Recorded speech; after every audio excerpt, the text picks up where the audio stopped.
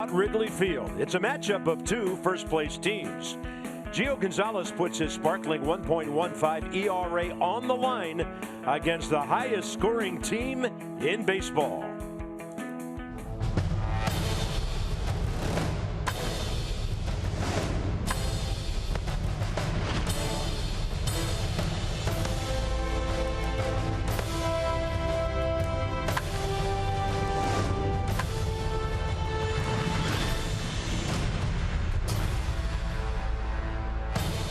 The Windy City is living up to its nickname today. It's the Nats and the Cubs at Wrigley Field, and I mean it is whipping straight down from the north. Fly balls to left field. It'll be a graveyard for those fly balls today. And a good pitching matchup, Gio Gonzalez and Jason Hamill. Bob and FP, Mets lost again last night, so the Nats not losing any ground. They would like to get another win or two on this road trip, though. Yeah, and they got their big guy going today, ERA-wise, and Gio Gonzalez, a 1.15 ERA. He's been doing it all for the Nats. The more calm, refined, relaxed, focused, whatever you want to say about Gio Gonzalez. He's just a new guy out there. When you talk about his walks per nine, just 2.59 this year, it's the lowest of his career. So he's pounding the strike zone. He's getting early outs. The fastball late in the count, kind of pitching backwards like an American League pitcher. But everything he's done has been gold this year. He went into Kansas City, beat the defending world champs. He's on a roll, and he's got a good day to pitch at Wrigley Field. Yeah, look at the Major League ERA leaders. Now, there's Arrieta, who goes tomorrow, the former Nat Jordan Zimmerman, Gio, and Joe Ross. By the way, I had some Cubs guys tell me Joe Ross is the best pitcher they faced this year so far. And then, of course, today's starter, Jason Hamill. Daniel Murphy not feeling well, not in the lineup. Wilson Ramos has hit Hamill well. But Lobaton handles Gio usually, so some guys offensively will have to step up. Yeah, I think Anthony Rendon is the guy you look at today. He's a little bit under the weather as well, but Dusty Baker put him down in the order, wants him to drive in some runs down there. Danny Espinosa hitting second. So will there be homers today? The way the flags are blowing in, it'll have to be a big-time poke to get one out of here. We saw a whole bunch of homers yesterday. The Nats hit a couple. The Cubs hit 4. Washington on the year, 37 long balls, 5th in the National League. The Cubs have hit 35. They're right behind. But it may be a ground ball base hit kind of day today at Wrigley.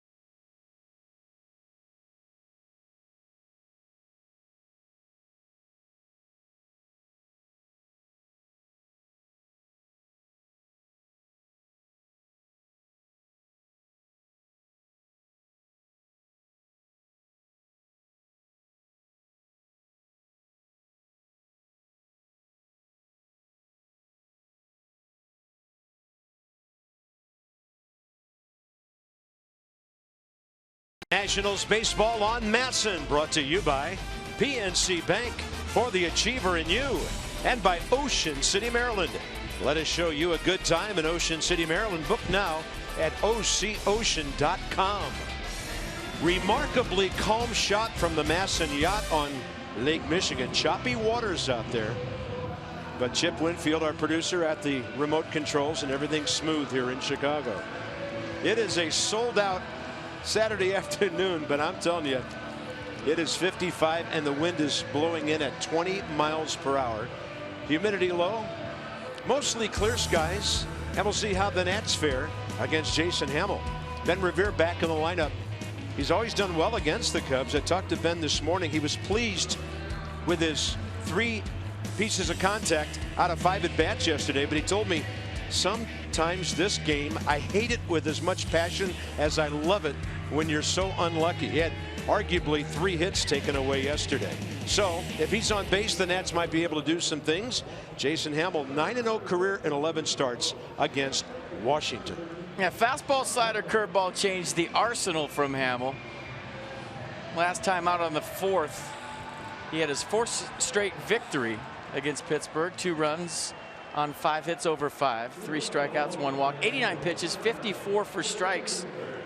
So big, tall right-hander creates that downward angle. Sometimes tough to square up. We'll see here today. There's a defense for the Cubs. Soler, Fowler, Hayward the outfield. Russell, Bryant left side. Zobrist, Rizzo right side, and Tim Federowicz behind the plate.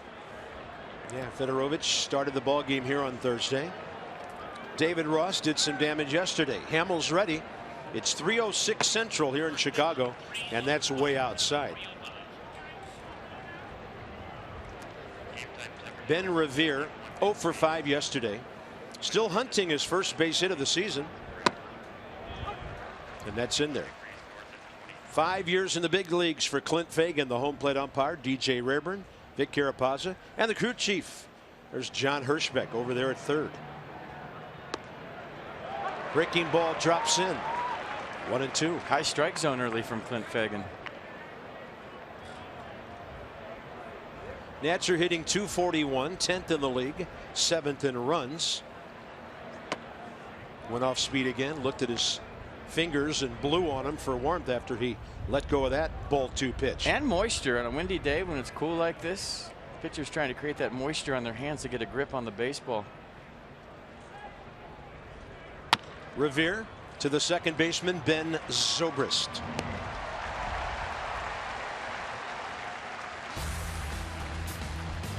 Gio, last 5 starts against the Cubs, 3-1 with an 0.51. Career, he's 3-2 in 7 starts. Ben Revere, 4th most in baseball with his 176 steals. And the Cubs work the count. They draw walks. And they've got some high on-base percentage guys in the middle of that lineup. Here's Danny Espinosa, bumped up to the number 2 slot today. Hasn't had a hit in the series, but they've hit him 3 times. Oh, almost 4. He's locked in on the hit by pitch, Cart. He is. So Bryce needs somebody in front of him on base and somebody behind to protect. 1 ball, 1 strike, got to play. Inside some numbers with Jeep. Uh-oh. There's a guy 4th on that all-time list, and look out, FP, here comes Danny. Yeah, and unless a foul ball hits me in the neck in the booth, that ain't moving. I'm going to be at 61 forever. That's a painful list, by the way. Ron Hunt was just... He was unbelievable. He loved to get hurt, I think. If I remember, there was one season when Ron Hunt was hit more than 30 times in 1 year. Yeah. Now, come on. 1-1, target in. Espinosa fights one off, and the wind will blow it out of play. Yeah, park's closed today. I mean, 20 miles an hour straight in from left, kind of across from left center toward the Nats dugout. And I think the only place you can hit a home run in the ballpark today is right at that 368 side left center under the scoreboard. Where Wilson Ramos's home run went yesterday is the only place, maybe right down the right field line, but that would hook foul to me. So that's the only place where you could see a homer today. Well, good call on your part, because the only batting practice homer I saw go out other than right center or right was Michael A. Taylor hit one heading right for the scoreboard, and the wind did not knock it down. Yeah, the scoreboard's blocking the wind, and you'll still have to crush it, but that's the only place. 2-2 to Danny Espinosa. 2 for 8 career against Hammel. Takes it low. Cubs starters ERA just over 2.1 runs a game. Their overall staff best in the league at 2.44. The Nats are at 2.65. Best two pitching staffs in baseball by the numbers. Last 8 starts against the Nats, he's been unbeaten. Swing a foul tip. We were here 2 years ago when Hamill was traded to the Oakland Athletics with Jeff Samardzija. We thought, okay, the A's are suddenly the best team in baseball. Well, it didn't work out. And the Cubs in that deal got the young man who's currently playing shortstop for them, Addison Russell.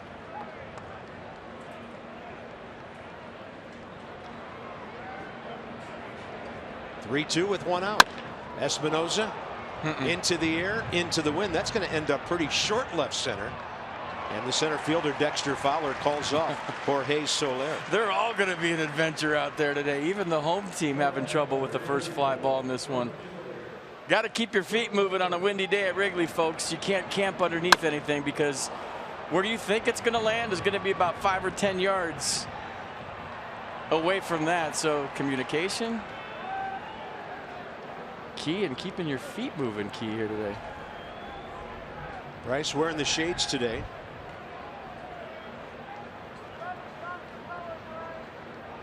One for 4 walks in the series. Bryce has a career homer against Hamill at Nationals Park. It was. This is his 99th at bat of the year. Bryce 26 for 98.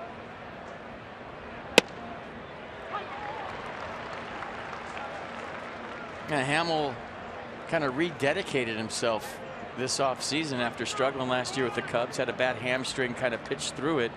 Felt like he needed to be out there for a winning ball club. He started working on his diet, changed that. Has worked on keeping his front side closed and is healthy for the first time. And as I mentioned earlier, 4 straight victories he's working on as he takes the mound here today. Yeah, you wouldn't know it the way he pitches against the Nats, but he's under 500 for his career. Bryce Harper at home against Jason Hamill. June 6, 2015, into the bullpen in left center, I believe. Yes.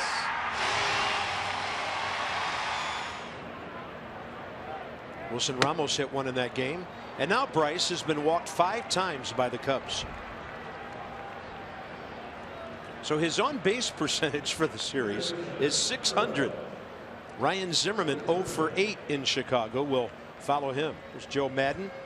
Ball clubs won 9 of 10, 5 in a row. They're 6.5 up on the Pirates, 8 up on St. Louis. 2 ball clubs playing each other at the moment.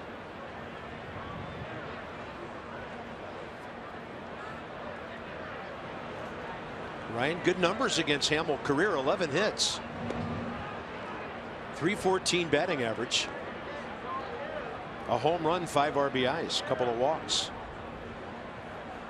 We see how Jason Hamill's coming set in the stretch. That's kind of a new thing for him, just to remind him to keep his front side closed. Watch how close he sets up. Well, you see it here in a sec.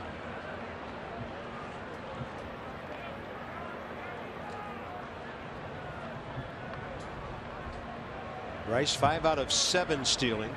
A pickoff included in that. Hamill just kind of staring at him. And a 3rd throw.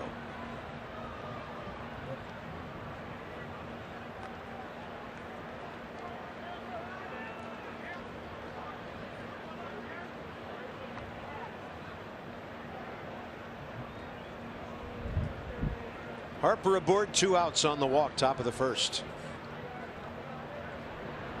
A lot of hitting room right side.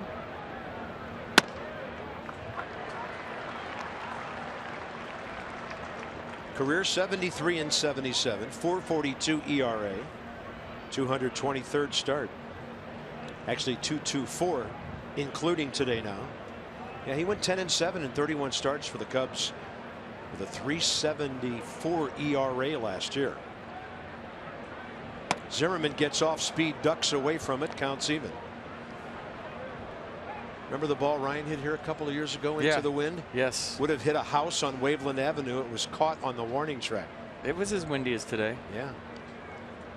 A little colder too, if I remember right.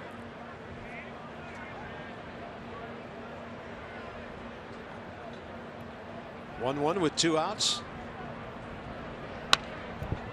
Good rip. Cubs at home are 9-3. The Nats, now that it's a 5-3 road trip, are 11-6 away from Nationals Park.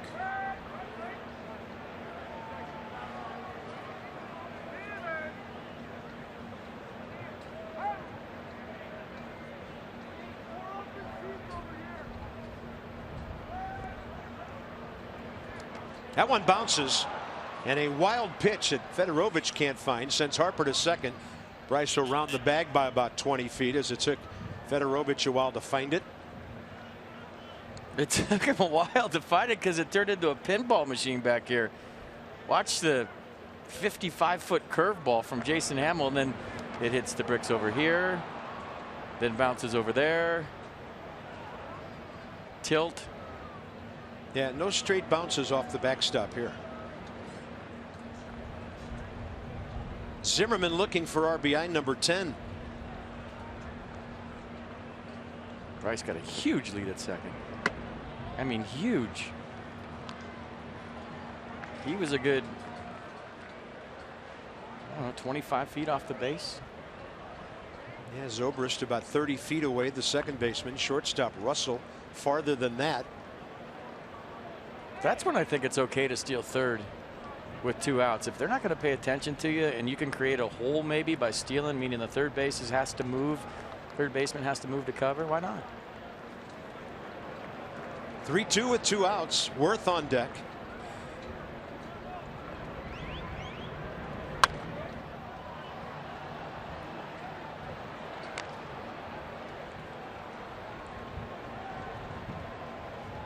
The San Diego Padres keep helping the Nats beat the Mets again last night, so the lead still a game and a half. The Marlins won again, 4 straight and 11 of 12 for them.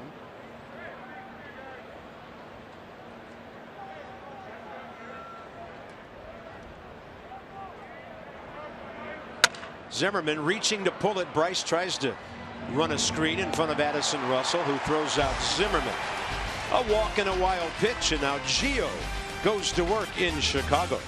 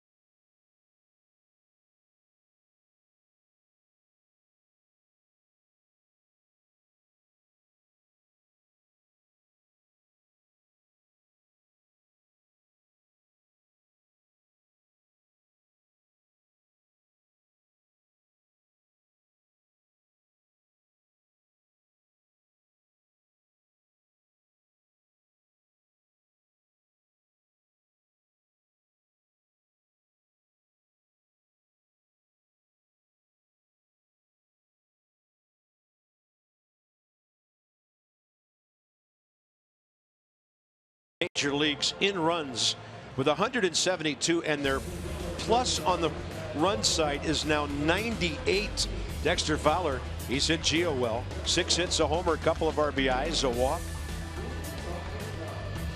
Pretty much the regular guys in there.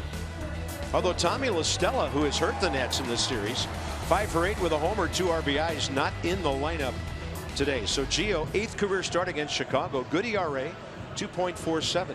Look at the changeup percentage up this year. Only threw at 14% his last start when he beat the defending world champs on the second. 6 shutout innings, 4 hits, 1 strikeout, 2 walks, 102 pitches. So the new and improved Gio Gonzalez, pitching to contact, calm out there.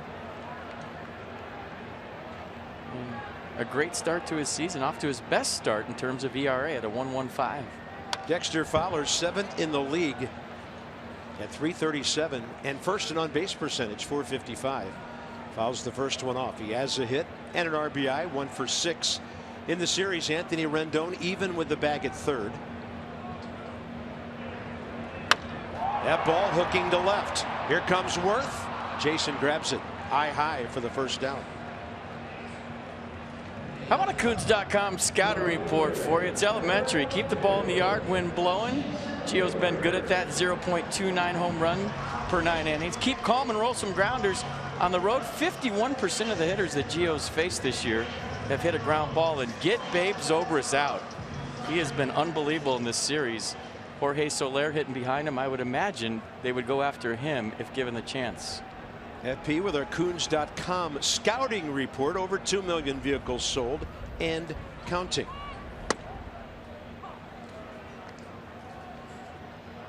Jason Hayward 1 for 5 with a walk in the series.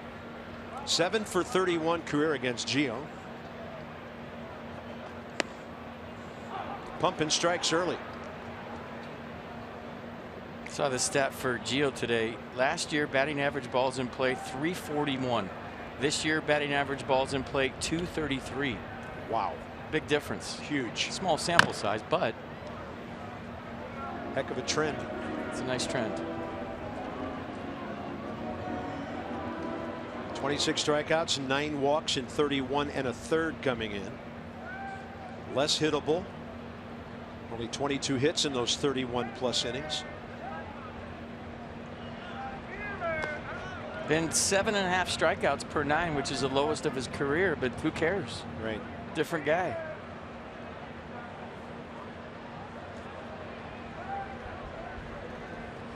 .102 points. That's impressive. Target is inner half here. Gio misses on the other side.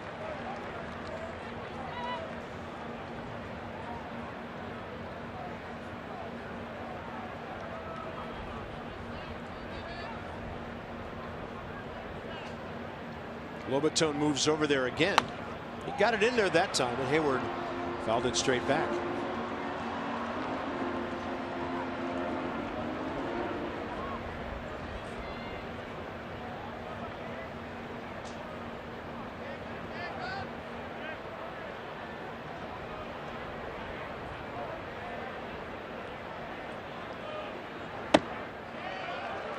Three and two.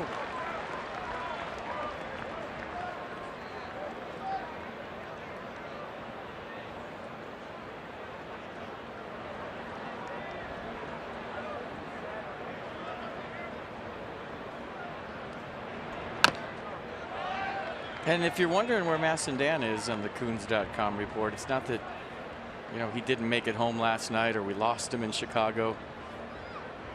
He's got some family stuff that he took a few days for. He'll be back when we get back to DC. I know everybody out there asking, wondering, where's my Massendan? I want my Massendan. Yeah. 3-2, a swing and a miss on 90. So even at 90, Gio gets the ball by hitters. So that's 27 strikeouts against 9 balls. It's just a smooth 90. I mean, you remember his delivery last year where he had the pause, the hitch kind of, if you will, at the top. Now he's picking up the target early. Everything's so refined and relaxed. And I think with this new delivery, it's easy for him to repeat his mechanics and keep his release point, which used to go awry every now and then, consistent. Up and in to Chris Bryant. 1 for 8 in this series. Steps in hitting .290. 3 career plate appearances against Gio. 1 for 2 with a walk. The wind will take this way back to the lower deck. Well, you mentioned that, Carp, and if you're playing right field today and you're Bryce Harper, don't give up on a fly ball to center. Right. It might blow all the way over to you. And Ben Revere in center, same way on a high fly ball to left. It might blow all the way back to you. Same way if you're playing second on a pop up to third, maybe even. So everybody going to be on red alert when that ball goes in the air today. I was tracking some There's a line defense drives during BP. I'm talking about. You know, we should start setting the defense with shifts. Like put 3 guys on the left side and put Zim where the second base is. And be like a chess match on graphics. yeah, you see it there more than how we show you. A play-by-play guy should watch batting practice for 10 to 15 minutes every day just to catch fly to the balls. And as I was doing that today, there were balls headed for 368 in right center that ended up to the left of where Bryce Harper is right now. Here we go. There's a fly to center. It's going to take a bit of a turn and fall and into the glove of Ben Revere. It's adventures with pop-ups today here at Wrigley Field. Welcome to Adventure Land on the north side of Chicago. Neither team gets a hit. Nats had a base runner. No score after 1. This will be fun.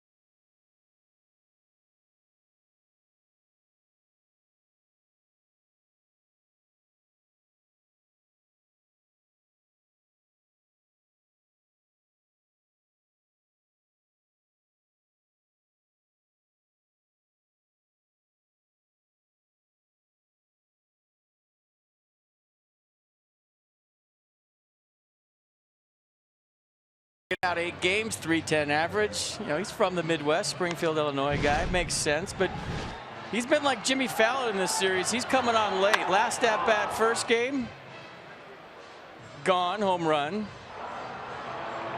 And then yesterday, after striking out a few times, comes up his last at bat, double down the corner. Wilson Ramos would homer, and all of a sudden we had ourselves a ball game. So figuring it out at the plate, he's hot. Jason Worth, folks. Trying to keep it going here today. Yeah, 10 for his last 33, 9 games, 11 RBIs, 8 runs.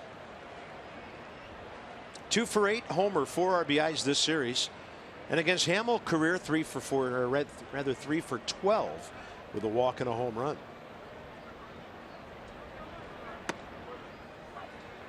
Jason jumped back, and that was called a strike. You know, that was then. This is now. Jason Hamill's record against the Nats is ridiculous. But I remember when he got traded to the A's, we were all happy. Get him out of this league. Yes. Now he's back. And it was just an odd thing because you turn on the highlights and he's getting hit by everybody else. Certain guys against certain teams. Yeah. Jason having a word right now with Clint Fagan. Yeah, and maybe about the first one. The second one looked like a curveball that got the middle of the plate.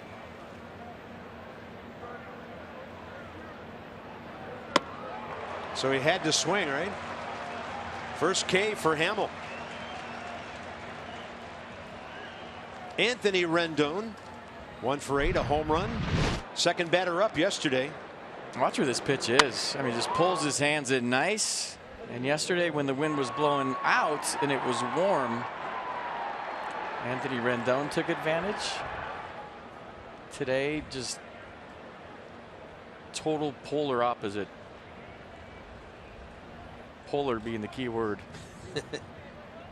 Don Zimmer used to say that managing in Wrigley Field was like managing in 3 different ballparks. Now, he talked about the times of the year, the spring, then the hot months of summer, then back into the fall. But we've been here in June when it can turn on a dime one day after the other. Yeah, this ballpark has multiple personalities. And then throw in all the different start times. I mean, when do you get in a rhythm around here? 7 o'clock, 1 o'clock, 3 o'clock. I mean, as a player, that's rough. Any fly balls going to hit the flags and the foul poles today? Rendon, let's see where this one ends up. Over toward the gap. Fowler stays with it. 2 outs. Stephen Drew getting a start today. He'll be next.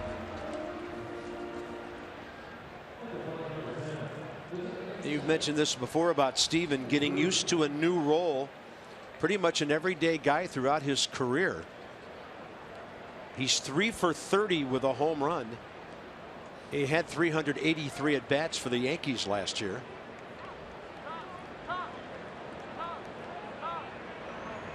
About the same number the year before that when he went from Boston to New York. Daniel Murphy, he's been unbelievable. 4 for 8, 2 runs in this series. And you know Dusty would have put him in the lineup today because he's 6 for 11 career against Jason Hamill. You see why he squared around right there. I'd do it again.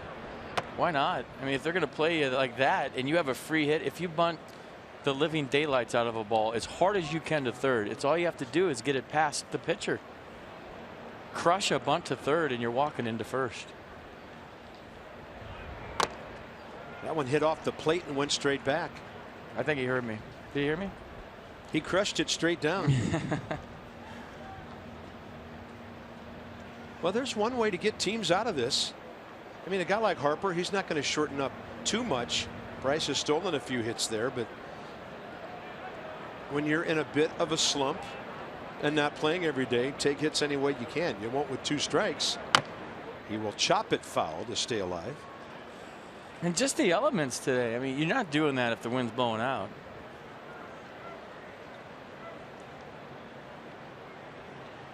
But did you see how Steven ran out of there?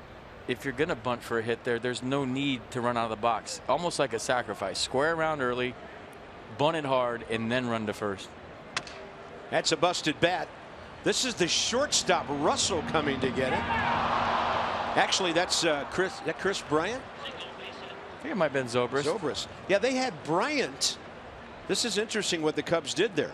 They took Chris Bryant, the third baseman, and put him over to the left, their left of their second baseman. So that was Zobrist, but it was Bryant, the wild card guy. Well, there goes the no-hitter. They ruled it a knock, so Stephen Drew with a swinging bunt to second base gets the job done. Bat dies a hero. Good effort by Ben Zobrist and Anthony Rizzo.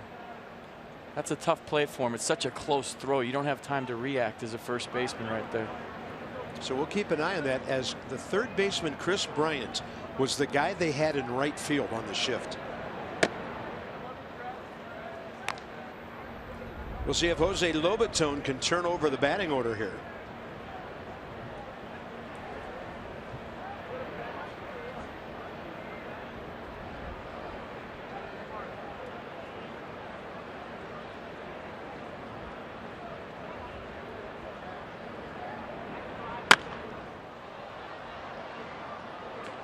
Lobaton, 6 hits from the left side of the plate, 6 for 27.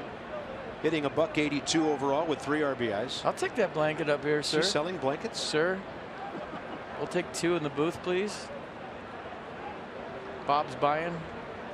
I'll buy. All that money he's making from his scorebooks. He's got this one, right?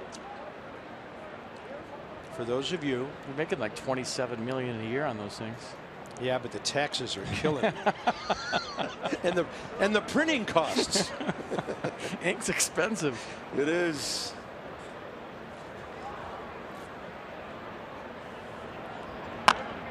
Pretty good hacks by Jose right now. He's seeing it big.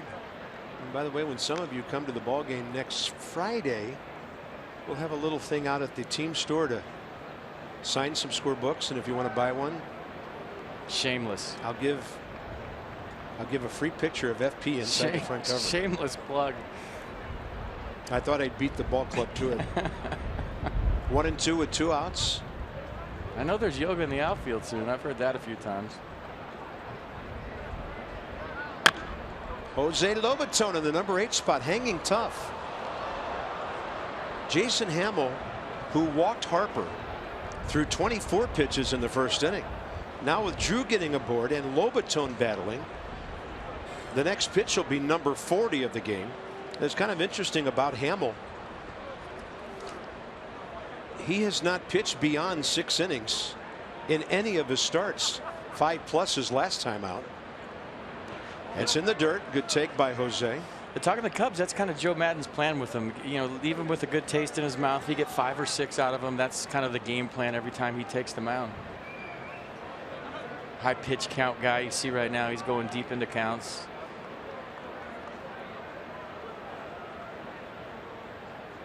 Big gap right center.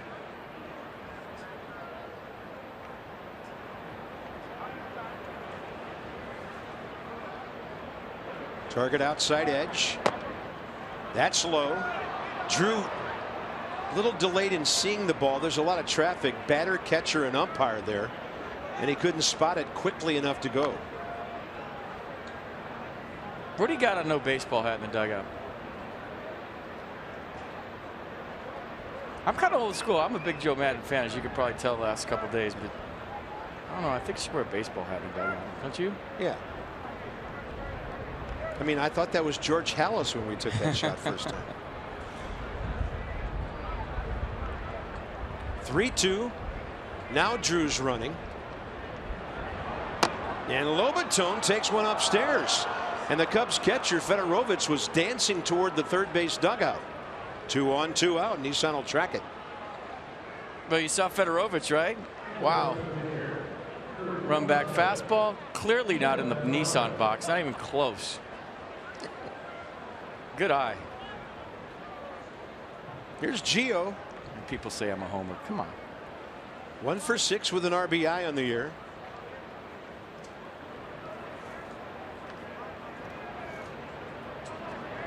He's thinking, I'm putting myself up 1-0 right now. A lot of room up the middle. Gio trying to go the other way. And he puts that foul ball up on the roof here. But do you see my point, though? A 2-out bunt idea by Stephen Drew. So he was thinking about bunting. You're saying, well, 2 outs, you can have it. But look at what the swinging bunt did. Now Jason Hamill is having to redline to get out of this inning all of a sudden, out of nowhere. And the worst thing that can happen is that your leadoff guy starts the 3rd inning. Right.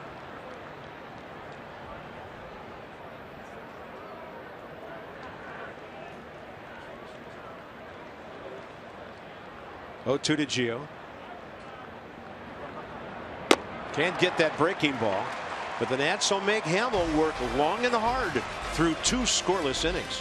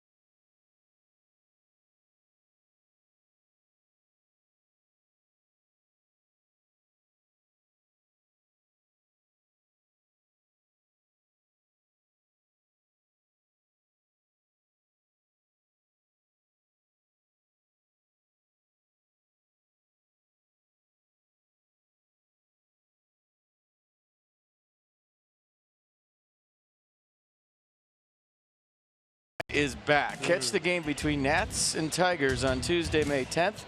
And you get $1 hot dogs courtesy of Hatfield. How many can you eat? Visit nationals.com/tickets and bring your appetite. Might have seen that. You got to do it before the start of the 6th inning. Eat early or don't eat at all. There's a hot dog man. Be a great To the summer TV job. booth, please. Let's go inside the numbers. Brought to you by Jeep. All-time run differential. Look at those Maroons from St. Louis. The Yankees, and you knew the 27 Yankees had to be on that list somewhere. So they're really the only one. Look at the bottom. That you would expect to be on the list, and the Cubs plus 567. Yeah. Come on.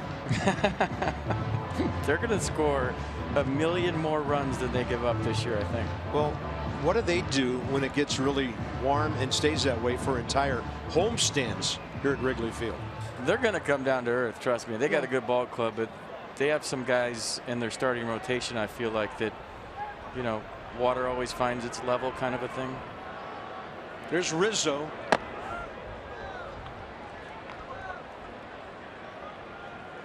One for 5 with a homer, 3 walks in the series.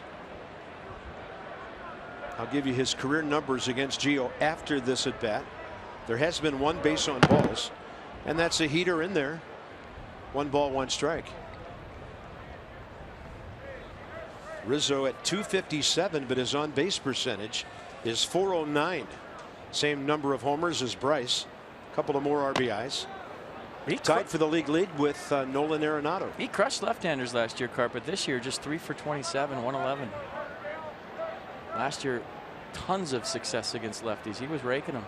And it looks like, to me today, he's way on top of the plate more than he was yesterday. Look at where his foot is. 2-1 pitch. That's outside. Gio first inning, 16 pitches, 11 strikes. A liner to left, a swinging strikeout, and a fly ball to short center. On the corner. Don't throw your bat away yet. Rizzo has walked more than he has struck out this year. 17 Ks, 22 walks. Good frame by Lobaton. Actually, I think Jose Lobaton thought that was a ball. He usually holds it there a little bit longer when he thinks it's a strike. Gio battles back to get the pop-up. Okay, here we go. Anthony Rendon coming in, staying with it. And right to the left of the mound makes the grab. 4 in a row for Gio to start the game.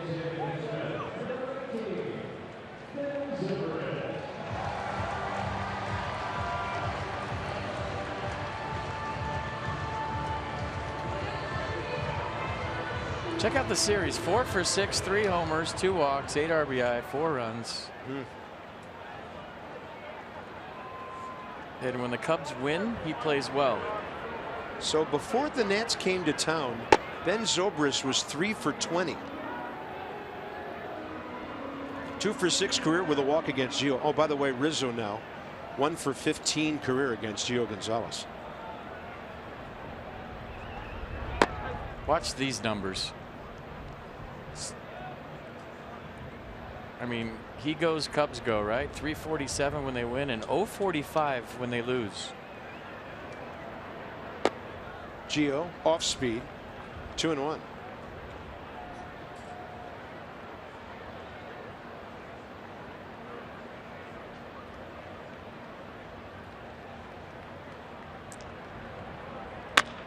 Chopper left side. Danny Espinosa guns to Zimmerman, 2 down. Good chance the Cubs are going to lose today, Cart. He in and out. I like it. This is a small sample size that we like. We usually wait a while. Next up will be Jorge Soler.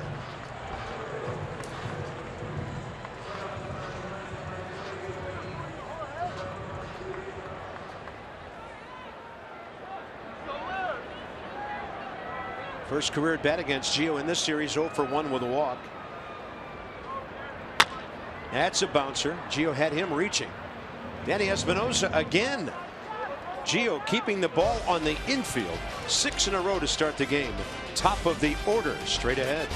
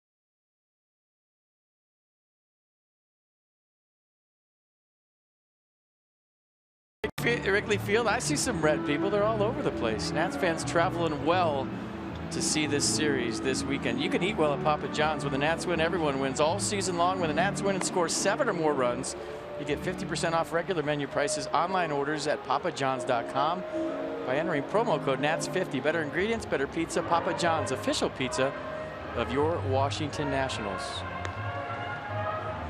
He is calling in an order right now. I'll take a large pepperoni and just open the box and put the hot pizza right on my lap. She's down. I think we're on TV. Are we? Yes. Look at the camera. The red light is on. We're on TV. Where? You sure? Yeah, look. To your right. She saw it. 45 pitches, 26 strikes. Jason Hamill threw 2 walks, a base hit.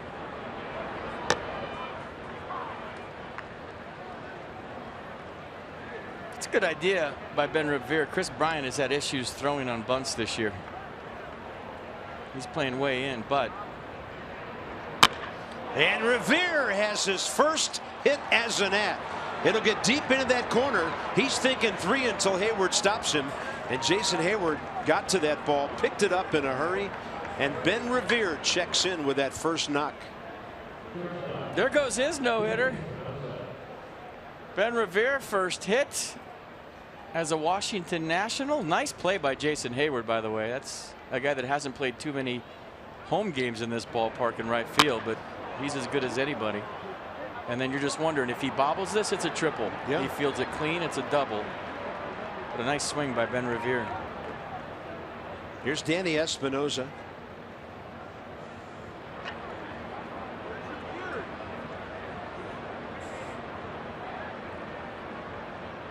Fly ball to center first time. Danny trying to bunt to advance the runner and or get a hit out of it. And by the way, we were talking about Danny getting hit by pitches thanks to our good friend Pete Kurzel at MASNsports.com. Ron Hunt in 1971 was hit by 50 pitches. I knew it was more than 30, but I had no idea it was 50. The fewest hit by pitches in his career during a crazy 7-year period was 16. Other years he was hit 24 or more times each year. We'd have to carry Danny to the ballpark every day if he goes Ron Hunt on us. 50 in 1 year. He needs to buy a book, How to Make Friends. Self-help book. Ron Hunt. I mean, you get it 50 times. That's A, you stay on the plate, and B, nobody likes you. And he wasn't moving out of the way at all, was he? 1-1 to Espinosa. First order of business, get Ben Revere to third base. Espinosa will do that as he drags one to Rizzo, who throws to Zobrist. 3 and 4 on the sacrifice. That's something Danny Espinosa doesn't get to do when he's hitting 8th, and it's a big part of his game. Small ball. He can get some high fives, especially from his skipper, playing the game the right way. Lead off double. Did a nice job of squaring early, placing the baseball, and advancing Ben Revere to third. RBI chance for Bryce Harper. That's how you got to play in this ballpark on days like today. Really can't remember that many times this year when Bryce has been at the plate with a chance to get an RBI without getting a hit. Yeah. It just hasn't happened hardly at all. Sitting on 26 right now. So he gets a first pitch breaking ball way off speed. Pretty good hack too. Didn't miss it by much.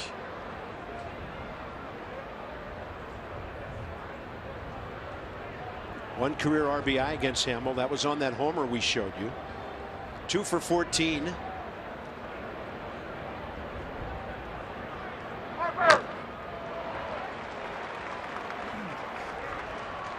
Let's go inside the numbers with PNC. So look at that. Only Erasmo Ramirez of Tampa Bay at .045 has given up less with runners in scoring position than this right-hander. It's crazy. And facing one of the better hitters in such situations right here. But it's 0-2. Bryce battling now. He'll get the bat on the ball. Hit it out to right. It's in the yard for Hayward, fighting the sun, makes a knee-high catch, and the Nationals take the lead on Bryce Harper's 27th RBI. Yesterday, that's on the street. Today, it's a sac fly, and Bryce will take a nice job with 2 strikes. Way to go, Ben Revere. That's what the Nats have been looking for when he was brought into this ball club. Well, the infield was in. Joe Madden, knowing that runs are going to be hard to come by today, brought his infield in. Bryce with 2 strikes does a nice job of staying on the ball. Jason Hayward does a really good job on a tough day of catching the ball, but good baseball by the Nats. Get him on, get him over, get him in. RBI number 27. Here's Zimmerman. Ryan takes one inside.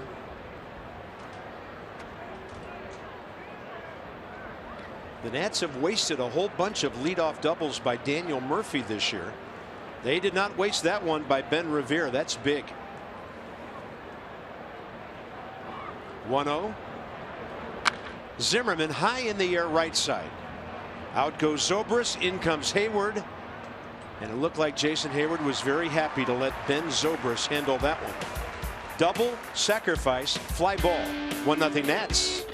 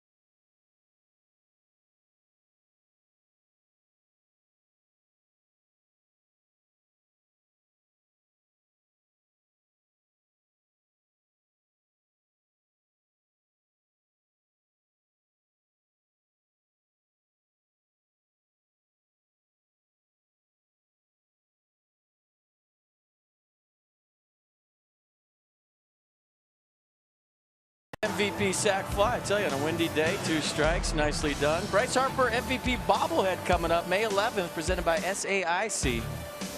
First 25,000 fans, you get that thing to your right there, the Bryce Harper bobblehead. Visit nationals.com for ticket info. Great job by Bryce on the RBI, battling back from an 0-2 count. Gives Gio the lead. Nats left-hander, 27 pitches, 17 strikes, first 2 innings on a Cubby blanket day at Wrigley Field. Addison Russell, leadoff man.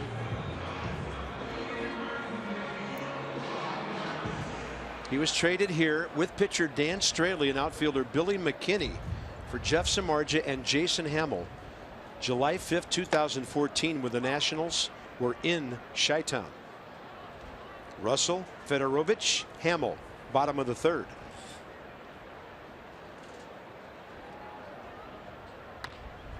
Bouncing ball right side. Ryan Zimmerman was playing way off the bag, and Gio racing over there to receive that throw. 7 straight. 3 straight ground balls to start the game. Do you remember? I mean, we're going to show you it again because there's been times when Gio has been slow in his career getting over to first. There's been times when he's forgot to get over to first. So, you know, along the lines with focus, concentrate, new guy, watch him bust it over there and beat Addison Russell by 4 or 5 steps. Small example of how he is totally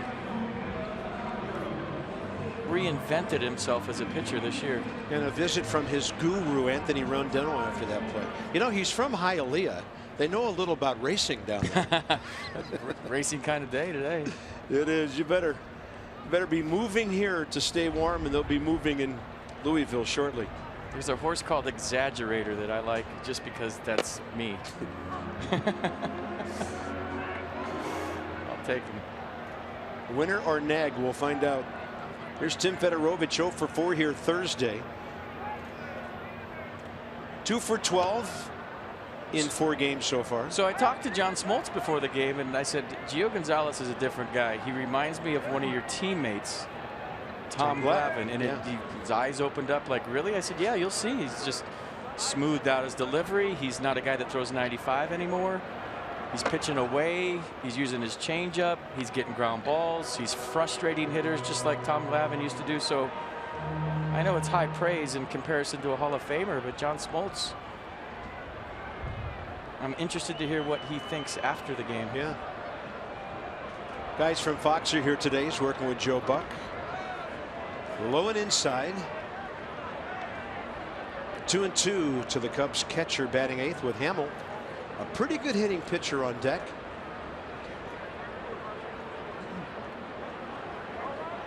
Outfield shallow. Worth the deepest of the 3.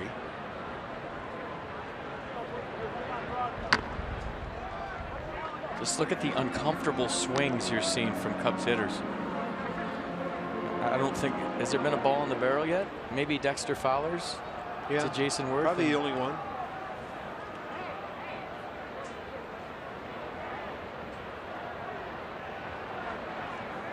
Target in on 2-2. Gio gets it in there, didn't get the call. Full count. Mercedes-Benz will show you how close. Watch Jose Lobaton hold it. He'll tell you what he thinks about a pitch just by the way he receives it. If he throws it back quick, he thinks it's a ball. If he holds it, he thinks it's a strike. And that was a 1. Snapped it back quickly.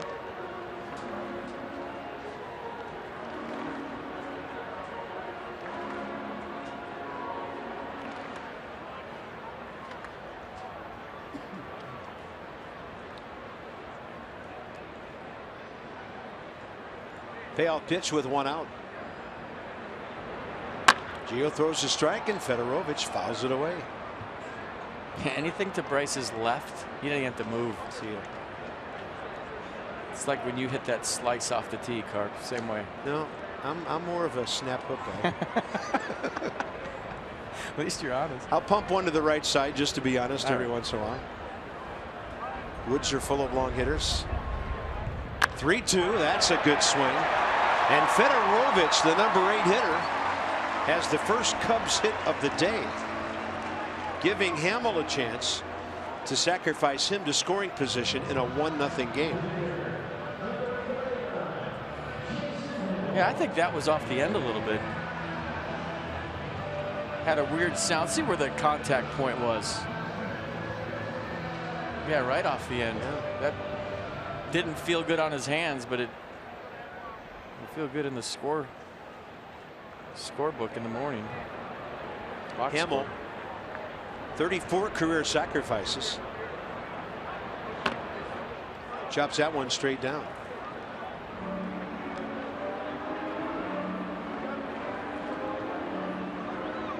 .139 career hitter. His only career home run is off Zach Greinke. Shouldn't be swinging at all during this AB unless they switch off with 2 strikes. 0-1 count.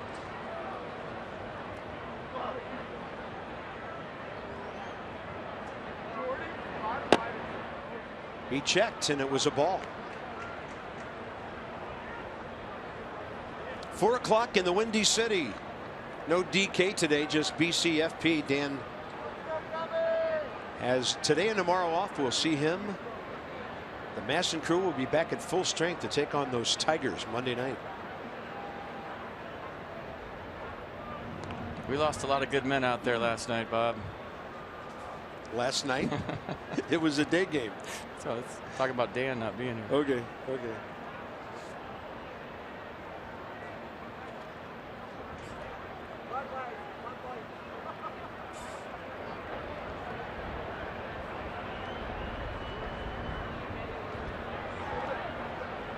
One. Target inner edge. Gio a step off.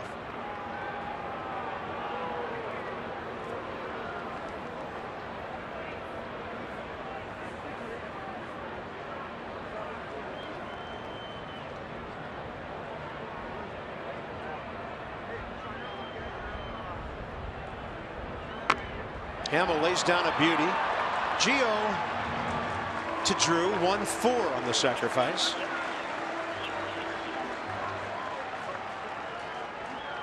Top of the order, Dexter Fowler. Well, good communication. Jose Lobaton kind of being the eyes for Gio Gonzalez. Watch right here. He pops out, point to first base. You don't have a play at second. Good bunt by Jason Hamill, and now the Cubs with a chance to tie this one up. Dexter Fowler, 16 RBIs on the year. I didn't see the final tabulation, but after yesterday's game, I happened to catch a little bit of the Cubs post-game TV show, and they had the fans voting on the player who's had the most impact on the Cubs so far this year. Dexter Fowler was leading in that because they didn't think for a while he was coming back here. As I mentioned yesterday, he wasn't re-signed to a free agent contract until the 25th of February. Kind of out there for a long time, almost as long as Ian Desmond was out there. Finally re-signed here, and he's been great for the Cubs.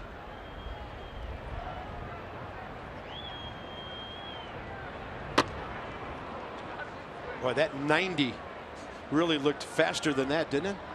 And there's Gio, what he's done with runners in scoring position, giving up very little. A hit every 10 at bats.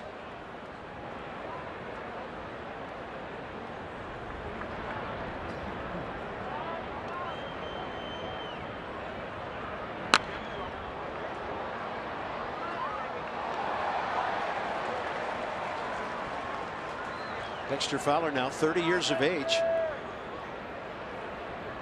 He had one season in Colorado when he hit 300. That was 4 years ago. 389 on base percentage. Had a career high in homers with 13 until he hit 17 here last year.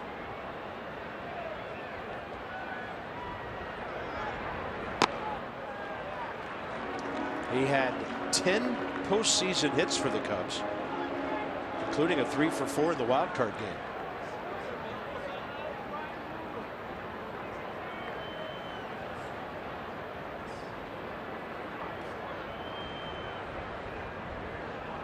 Two. And that was some jammage right there. You remember when he signed with the Orioles for a hot second, and then they announced it and everything, and then didn't happen, and then came back to the Cubs, and he's having a whale of a year. Out of Milton High School in that baseball-rich town of Alpharetta, Georgia, just north of Atlanta, where a whole bunch of good prep guys have become major leaguers. 2-2 pitch. Gio jammed him on that one, and that ball is heading way out there to the gap. Uncatchable. Fowler thinking 3. This game is tied on a triple.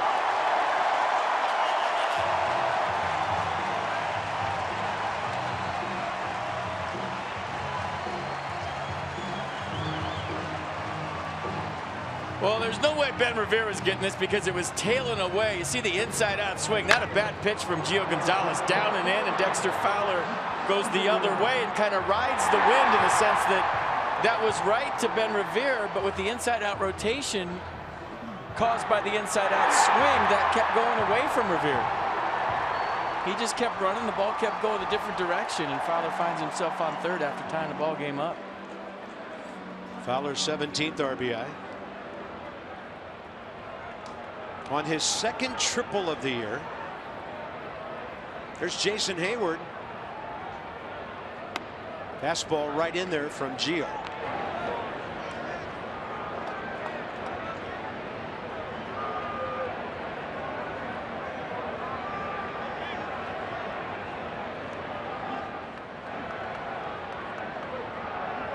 Well, both ball clubs using a sacrifice bunt to set up a run. Although Harper drove his in with a sac fly, and Fowler with the long triple. Hayward struck out swinging first time. Gio threw a fastball by him. Hayward out ahead of that. Check out the flight of the ball right here to give you a good idea. just kind of keeps tailing away.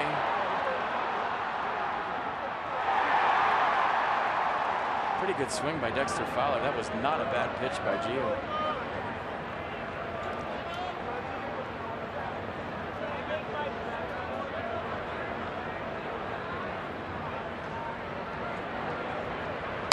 One, two. Ryan Zimmerman cradles that one, and Gio gets out of further trouble. One out single by the catcher. Fowler's RBI. 1-1 into the middle innings.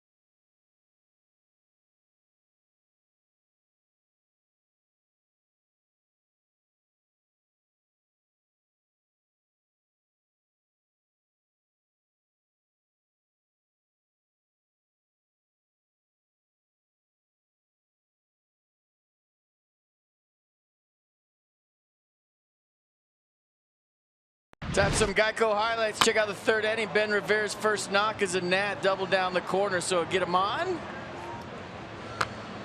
Danny Espinosa with a get him over. And then Bryce Harper in 2-strike mode. It's a deep sack fly. Nice play by Jason Hayward. That would score Ben Revere. Both teams have done a nice job of small ball here today early. On to the fourth inning. Hamill, 55 pitches, 34 strikes. The Fowler RBI tied it. He got a good greeting from the folks in the bleachers out there in right center. Worth, Rendon, and Drew for the Nationals, top four.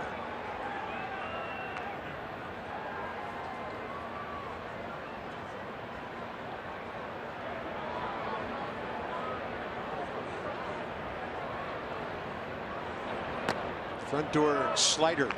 Right there. Inside edge.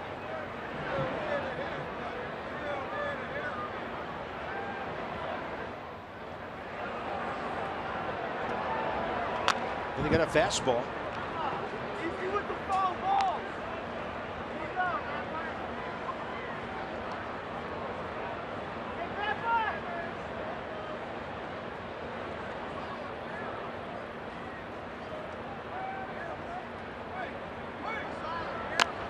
That one right off the end of the bat. Pitcher will have to cover. That ball almost stopped before Hayward picked it up, and then Hamill had to kind of tow around for the bag. One out. Harris Teeter Family Fun Packs are back. Now available Thursdays through Sundays at Nats Park. Get a ticket, a hot dog, chips, and a Coke, or a Dasani beverage starting at just 15 bucks. Some restrictions apply. Visit nationals.com/family.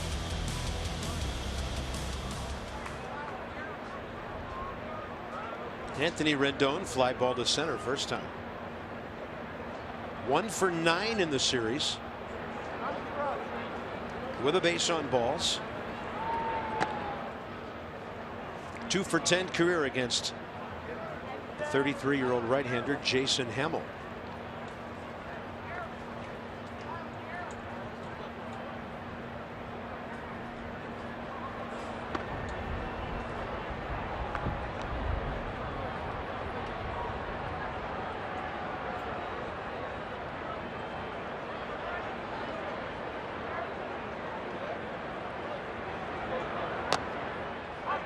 Strike call. Clint Fagan took a look at it.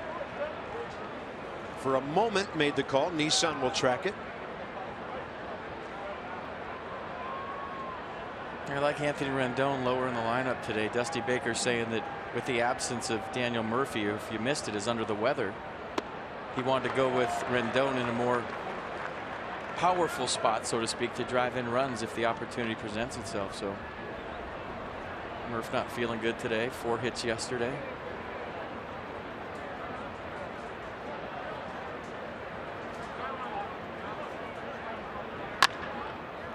To the right side, to his left, Ben Zobrist. 2 quick outs, 4th inning. Leaving it up to Stephen Drew. Rendon not feeling good either today. Dusty Yeah. said he just couldn't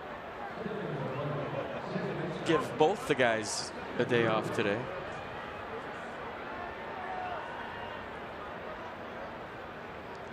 Yeah, really just a 4-man bench other than your backup catcher and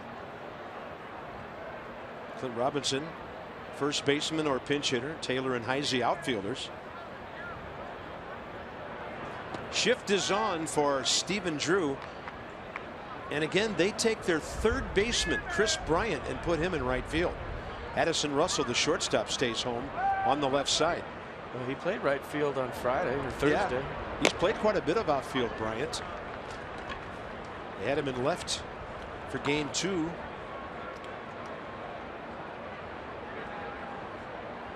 Played right field Thursday, left field Friday.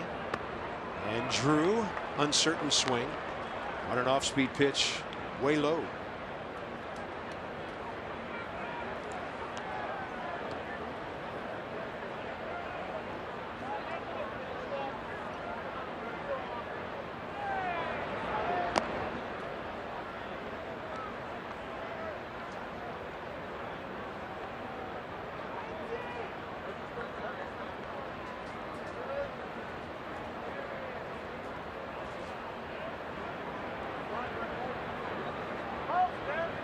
Two-two pitch with 2 down. Quick inning, top 4 for Jason Hamill. His 3rd strikeout of the day. He's retired 6 straight batters.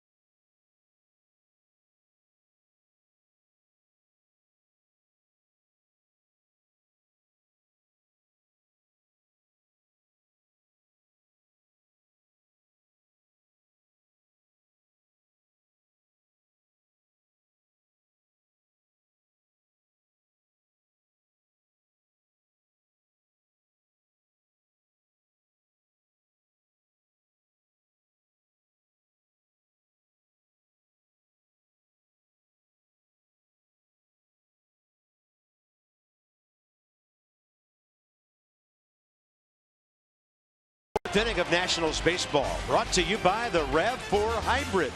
All-wheel drive and unexpected performance. Visit buyatoyota.com today. A magnificent mile, Michigan Avenue. North side of Chicago.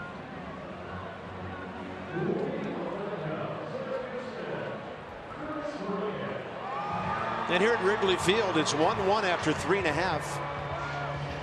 Gio Gonzalez will face 3-4-5. Bryant, Rizzo, and Zobrist. He retired all 3 of them first time around.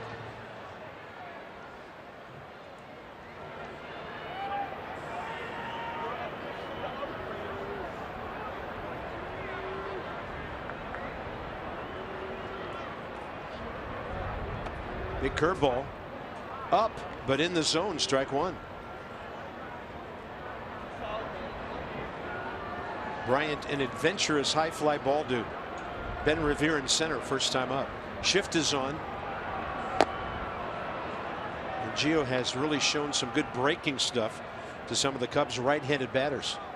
Pardon me, off-speed stuff, diving away. Breaking balls to the lefties, change-ups to the righties.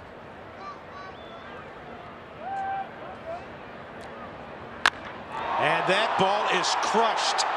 Even the wind can't stop that one. Heading for that scoreboard, and the Cubs are on top.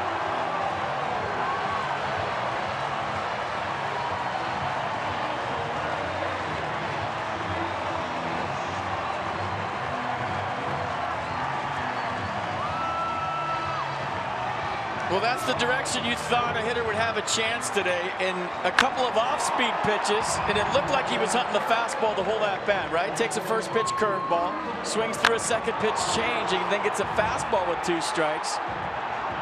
Finally got the pitch he was looking for and hit it through the wind. He might have got a little help from the scoreboard, but that ball was kissed. Wow. 5th of the year for Bryant. First career homer against Gio Gonzalez. And the Cubs have outslugged the Nats in this series. Anthony Rizzo pop up to 3rd, first time up. 2-0. That's only the 2nd home run given up by Gio Gonzalez. Some guys are strong enough to turn the win around. That's what he just did.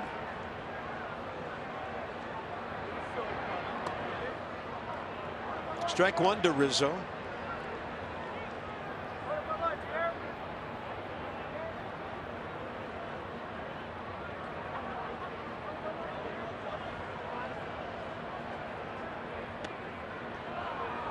Right on the edge.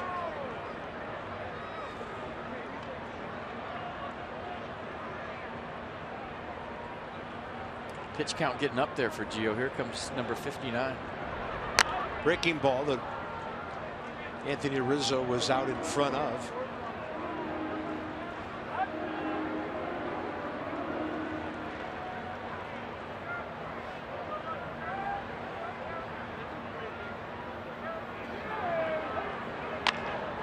This one by the mound. That's Rendon from behind the bag at second. He was playing short on the shift. 1 out. Well done.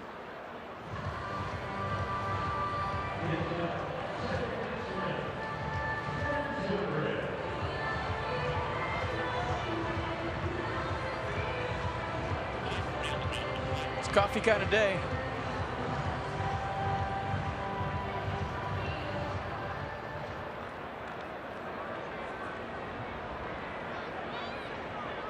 Zobrist bouncing ball to Espinosa first time.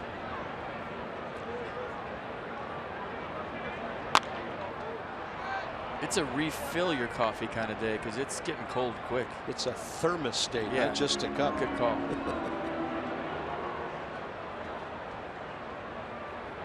Yeah, I'll take all those, please. Especially the giant cookie for $3.50. How giant is it? I don't know. There was a giant brownie right below it. Everything's bigger at the ballpark. Giant, apparently. 1-1, Gio to Zobrist. And that one stays way outside. Curveball that didn't have much snap to it. Ben Zobrist, 265 career hitter, 9th year in the big leagues.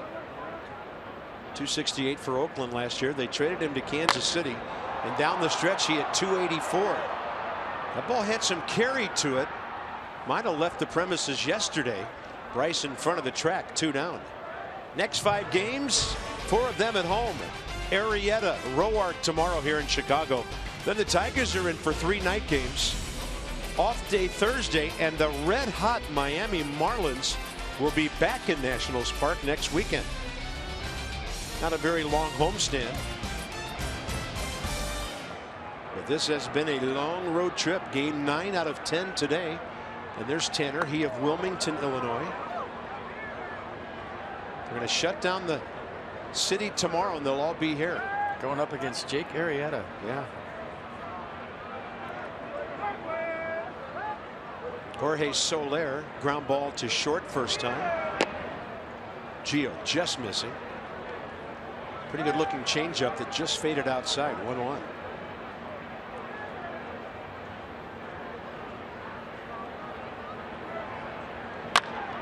A ball a mile in the air. Revere finding it. Caught that ball about 360 feet away. Home run by Bryant. It was a long one. 2-1 Cubs.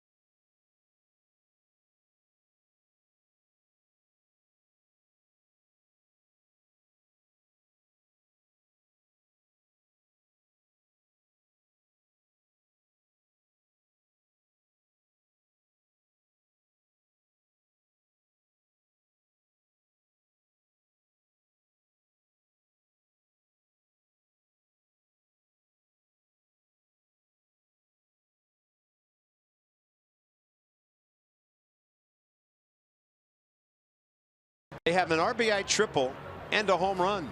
Extra base time for the Cubbies today. Come out to our ballpark on Play Ball Weekend. It's May 14th and 15th. The Nationals celebrate all forms of youth baseball and softball.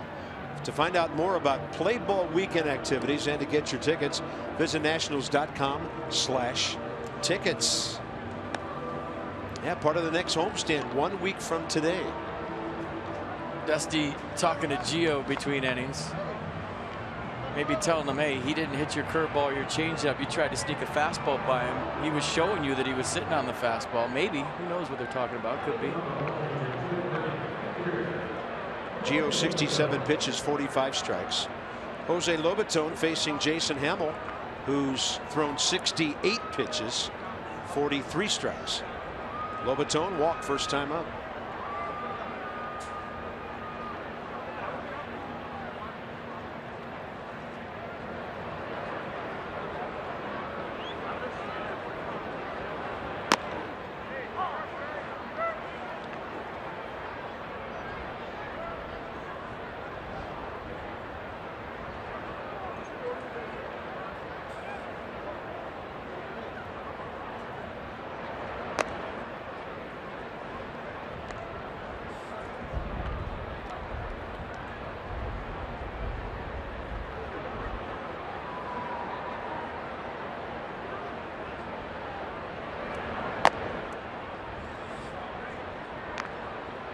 Trying to get aboard so Gio could move him with a bunt.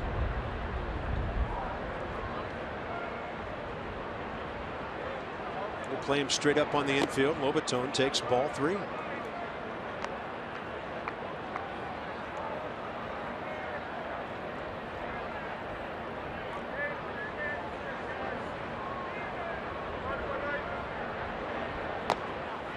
How about that? The number 8 hitter walks twice today, and that's number 3 for Hamill with Gio Gonzalez coming in. Well, now Gio has a chance to do exactly what Jason just did to him and sacrifice a guy on long.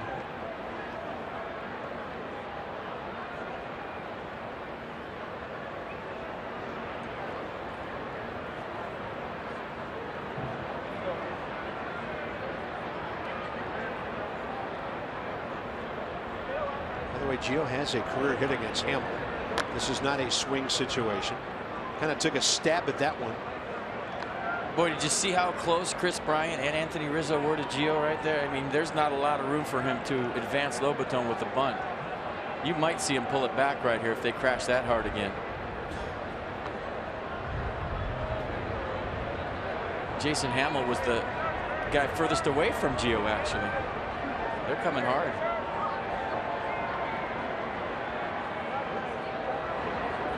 Yeah, he did swing. Weird, Chris Bryant didn't charge that time, almost like he knew it was coming. Well, what do you do at 2 strikes? Some managers still have the guy bunt. They don't want a ground ball double play to kill the inning. He's bunting. Look where he's standing. He's in the front of the box. Yeah, he's way up there.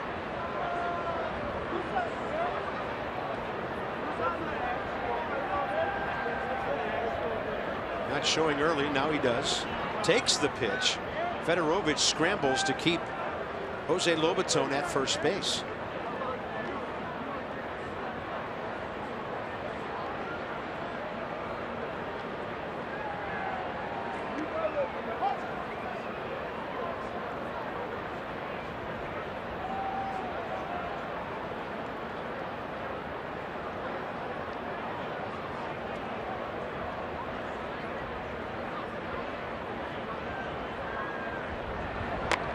Tell you, pitchers do some of their best bunting with 2 strikes. And that almost pulled Zobrist off the bag.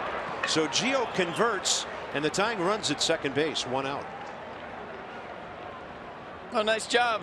That's pretty much the only place he could have done it. Rizzo charging hard, Bryant charging hard. Who's furthest away? The pitcher. So he just bunts it softly back to Jason Hamill. Moves Jose Lobaton into scoring position with 2 strikes. Got a little weird there at the end, but nicely done by Gio Gonzalez. Well, Ben Rivera's checked in with his first Nationals hit. Now looking for that first run batted in.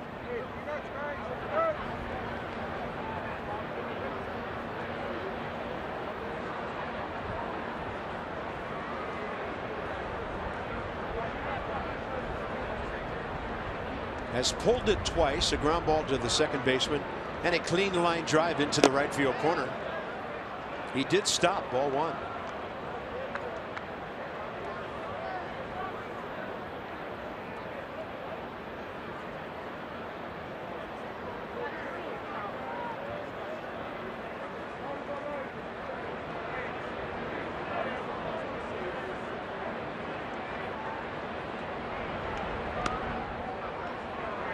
Not biting on the off speed.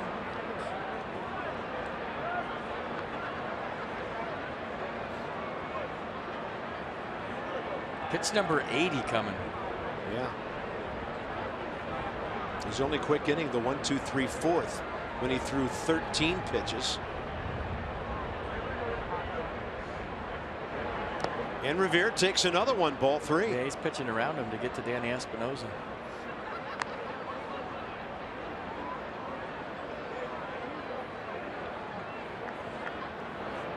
At least it would seem that way, right? 2-0 curveball in the dirt, nowhere near. And you saw just 10 pitches during that 3rd inning when things happened quickly. The Revere double, the sacrifice, sac fly, and pop up. And Ben Revere takes a strike. It's 3-1. Could be taking another. See? He's pulled it twice, as I mentioned. Big gap in right center. If he gets a 3-1 off-speed pitch, he's definitely thinking about that base being open. He did. He got it. 84.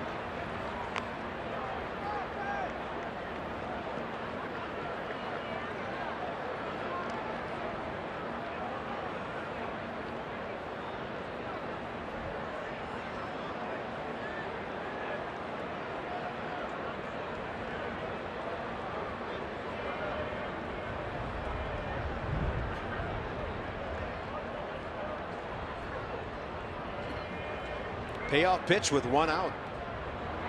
Revere puts it in play, right side. Races on. Rizzo had to go back to the bag. And that's a 4-3 for the 2nd out. Jose Lobaton ending up at 3rd base. Well, anytime he hits something on the ground soft, you're thinking, watch Ben Revere run. And getting down the line pretty quick, making what should have been a routine play pretty close at first base. Hamill battles back from a 3-1 count. Takes on Danny Espinosa 0 for 1 with a sacrifice bunt.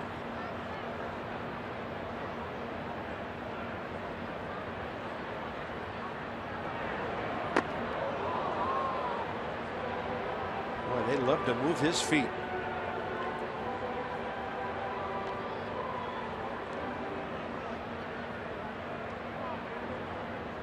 Always teaching, always coaching.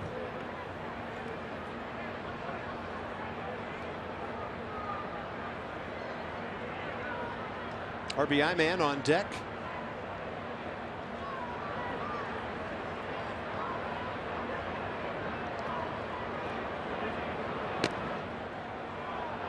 Another hitter, 2-0. He went 3-0 on Revere, then 3-1.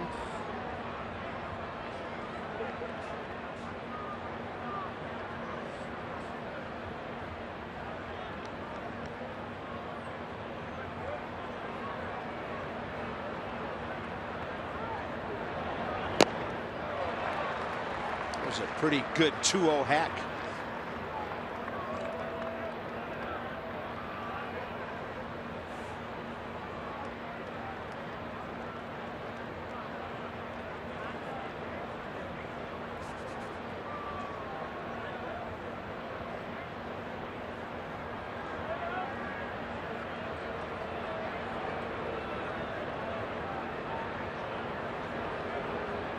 Jason Hamill is at 86 pitches.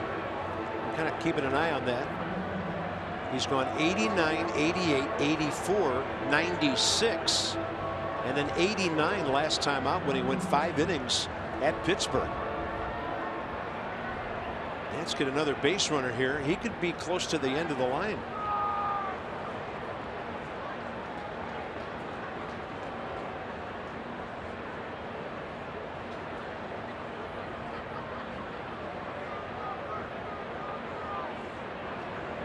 Espinosa right side to his left, Zobrist, and the ball scoots over the top of his glove. Danny Espinosa with a base hit, 12th RBI. The game is tied here in the 5th. Whatever they talked about the mound right there, it's kind of curious to me. 2-0 fastball. Espinosa swings through 91.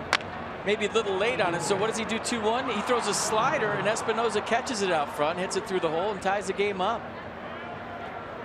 Ben Zobrist with kind of a half dive to try to knock that down and get Espinosa at first, but nice piece of hitting by Danny Espinosa. Having a nice day. Sack bunt, base hit, 2-out RBI. And we got a tie game. Yeah, with Bryce Harper. Sack fly last time on a ball hit pretty well to right.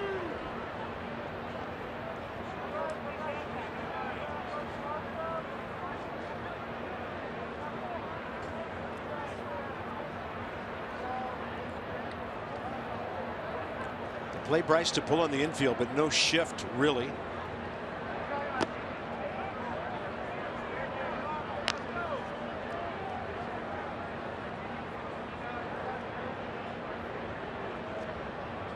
Run scored with 2 outs. The Nats add another one here.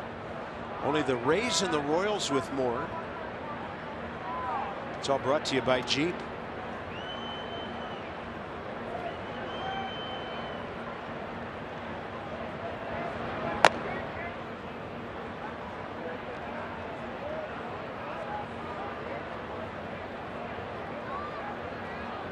Put a good swing on a strike right here.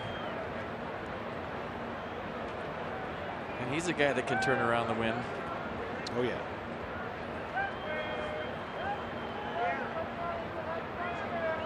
Two-0 pitch. He did not get a heater. One of those situations where first base isn't open, but there are a couple of bases open. So if he gives Bryce anything to hit here, or will he just go ahead and take his chances with Ryan Zimmerman?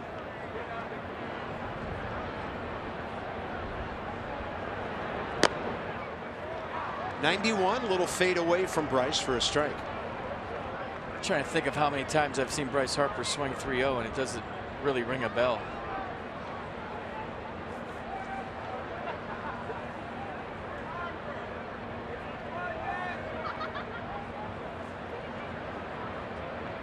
This target to the outer edge, and Bryce Harper has been walked for the 6th time here at Wrigley Field. 4 on the day by Hamill, who in a tie game has to deal with Ryan Zimmerman after a visit from pitching coach Chris Bosio.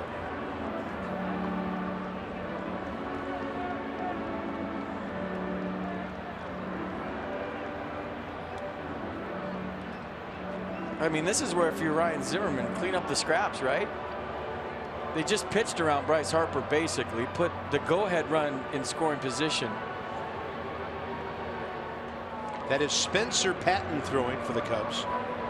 They just called him up on Thursday when Neil Ramirez went on the bereavement list. Ryan Zimmerman ground ball to short, pop up to second today. 11 career hits, a homer, 5 RBIs against Jason Hamill, who is having a hard time getting through 5.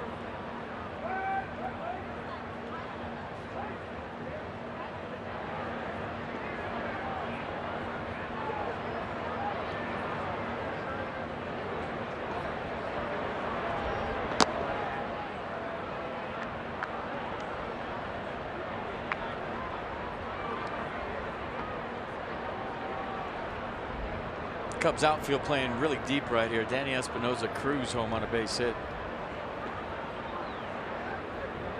Bryce Harper getting a huge secondary lead at first. Up the middle, Zimmerman gives the Nats the lead. Espinosa scores easily. Harper scampers to third, and Ryan Zimmerman gets his first base hit of this series on his 10th RBI. A nice inning. Jose Lobaton with a walk. Gio Gonzalez a sac bunt. Danny Espinosa 2-out knock. Bryce Harper taking what the game gives him, and then you can make a really good living hitting behind Bryce Harper. There's going to be scraps all over the place for Ryan Zimmerman this year, and it's just a simple ground ball up the middle, and the Nats take the lead. Nice piece of hitting, Ryan Zimmerman. Yeah, I'd be smiling too. Here's Worth, who could put the Nats up by 2.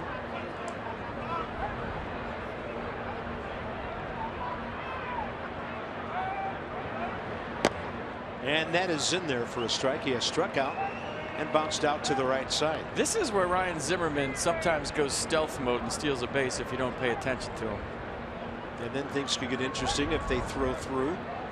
If you don't pay attention and he sees an off-speed pitch, he'll roll right here.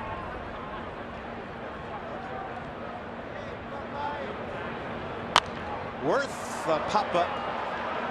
Foul ground. Rizzo helping his catcher, knowing it's an easier play for him, and he drops it, and they've got to give him an error on that despite the breeze.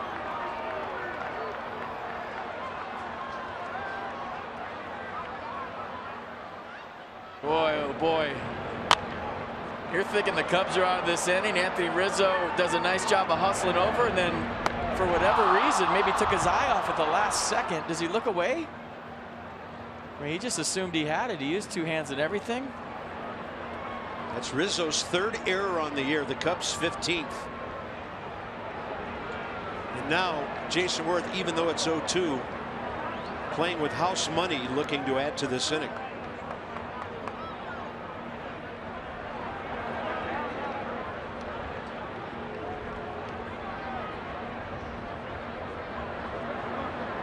Worth to left, but on this day, not going anywhere. Look at that. That thing came straight down.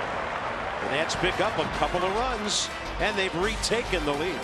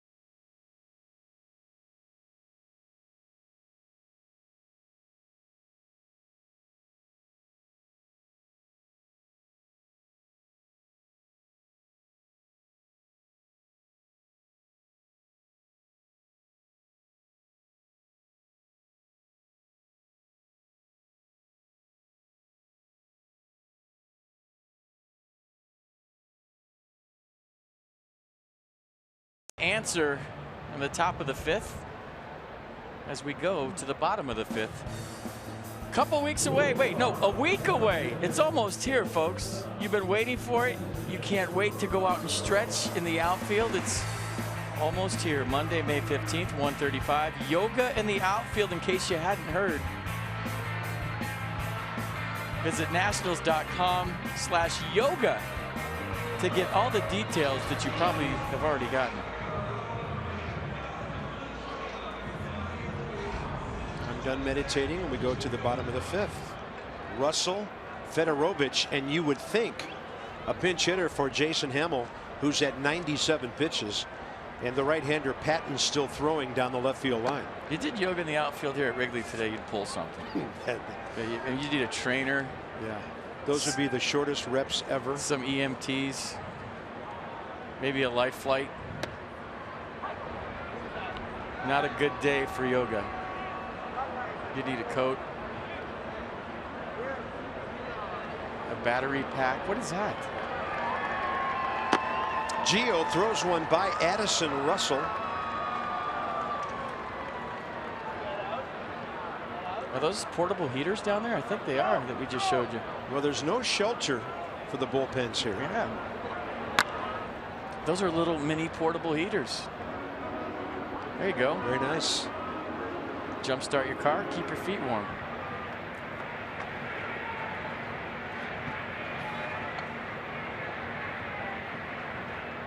We have heater mics down there. We can hear them. Yeah.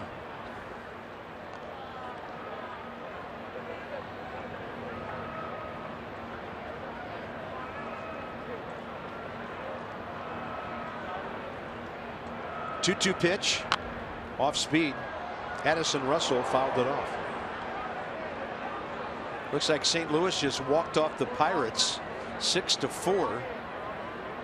Pittsburgh scored a run in the ninth to tie it. Gave up 2 in the bottom. So right now the Cubs are 7 up on Pittsburgh and 7.5 on St. Louis. Addison Russell spraying foul balls around here.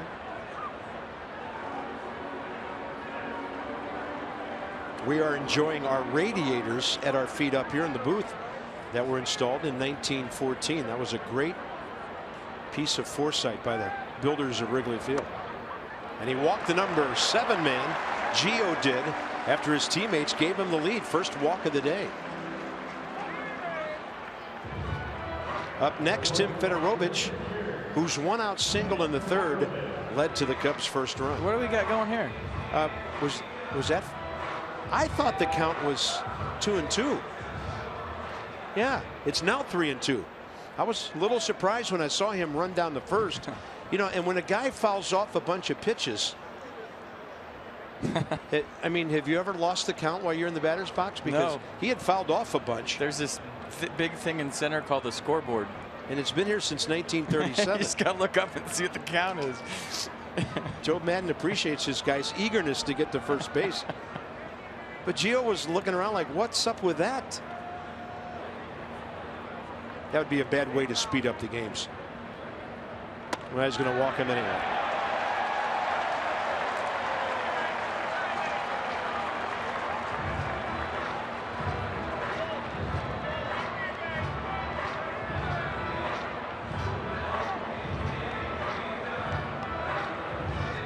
Tim Fedorovich now.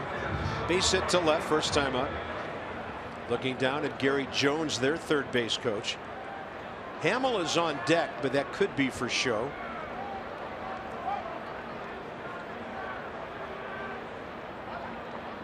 Yeah, Javi Baez in there.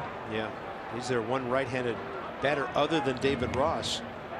The Cubs go with an 8-man bullpen, so really only 3 extra men other than their backup catcher. He's making it look like he wants to hit.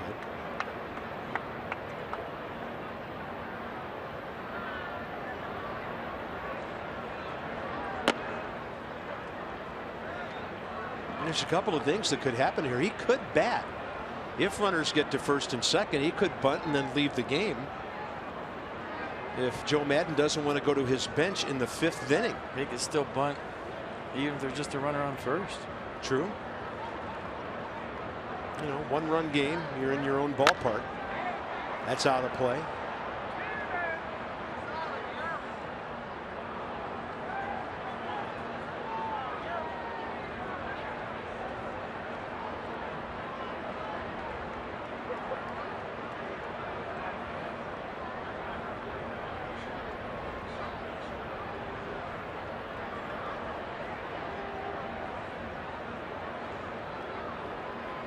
Adam Warren has joined Spencer Patton.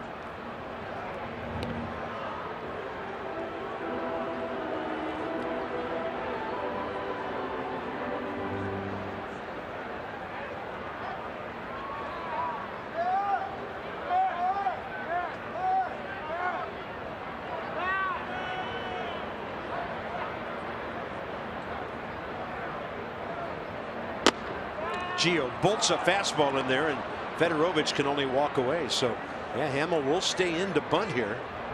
Gio Gonzalez, second strikeout in the ballgame.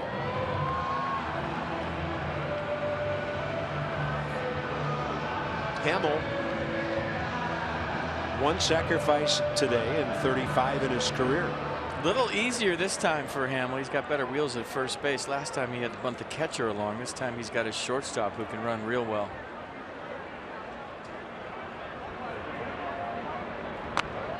Lays down a good one. Lobaton waves off Gio. 2-4 on the sacrifice. Had some good small ball moments in the ball game today. When you have insight, you know how to handle your finances with confidence. Brought to you by PNC Bank. For the achiever in you. And we check in on Brian Goodwin, longtime Nats prospect, 25 years of age, out of Rocky Mount, North Carolina. Right now hitting .344 in Syracuse. 7 doubles. On base percentage over .410. Well done. 2 for 4 today. Brian Goodwin, left-handed batter. He's ready. Call him up. So he's been a good outfielder. 60 or so stolen bases in his minor league career. Nats drafted him in 2011. Top of the order, here's Dexter Fowler. He has 1 RBI today with 2 outs.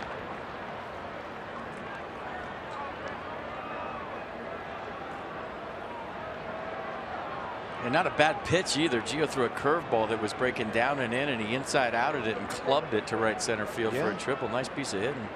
Wasn't a bad pitch by Gio at all. Looks like Revere's a little further over toward the gap this time. Curveball in there. 1 ball, 1 strike. But when you think about it, Bryce Harper could even move further toward the gap because anything to his left is going in the stand. So you really don't need to protect anything straight away right. And you guard against that ball tailing back if you get into that gap and you're the right fielder.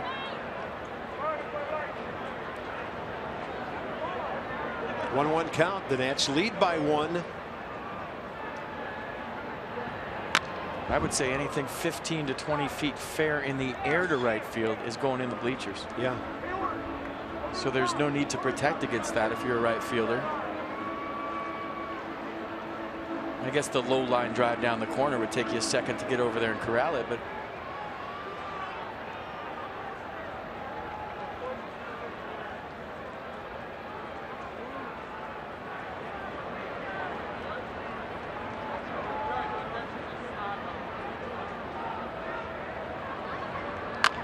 and a breaking ball.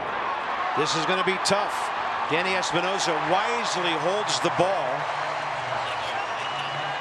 First and third, 2 outs with Jason Hayward coming up. That's that soft dirt in front of the plate here at Wrigley. We've been talking about it for a few days. Cubs have had a few sinker ballers. Watch the first bounce, kind of explodes in the dirt. You know, there's some ballparks where you hit that first bounce in front of the plate. That thing's taken off and shooting in the air. And that just died. Yeah. Almost like he hit it out of a sand trap. Yeah, it's a quagmire in front of Lobaton there. You could see the brown dirt splashing up. So 2 on, 2 out. Hayward has struck out and grounded out to Ryan Zimmerman, who holds the runner here. Fowler 5 for 5 stealing.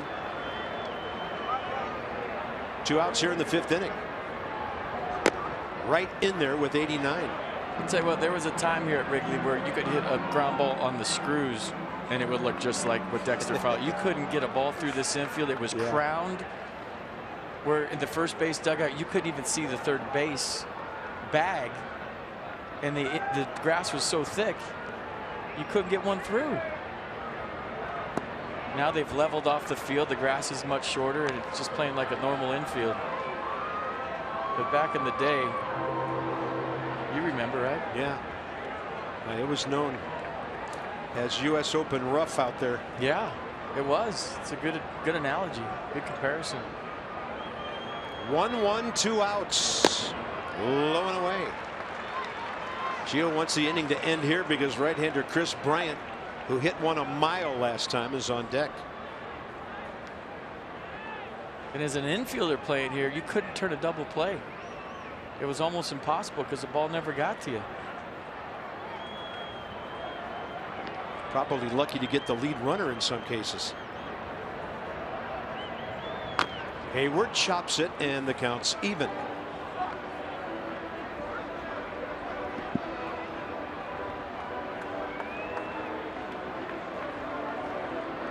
Talking to himself.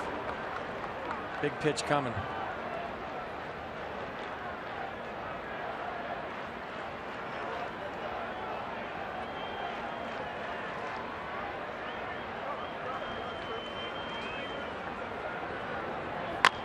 Bouncer right side. Here comes Drew. Runner in front of him. Well played. Gio, 89 pitches to get through 5, but all that matters, the 0 he just put on the board.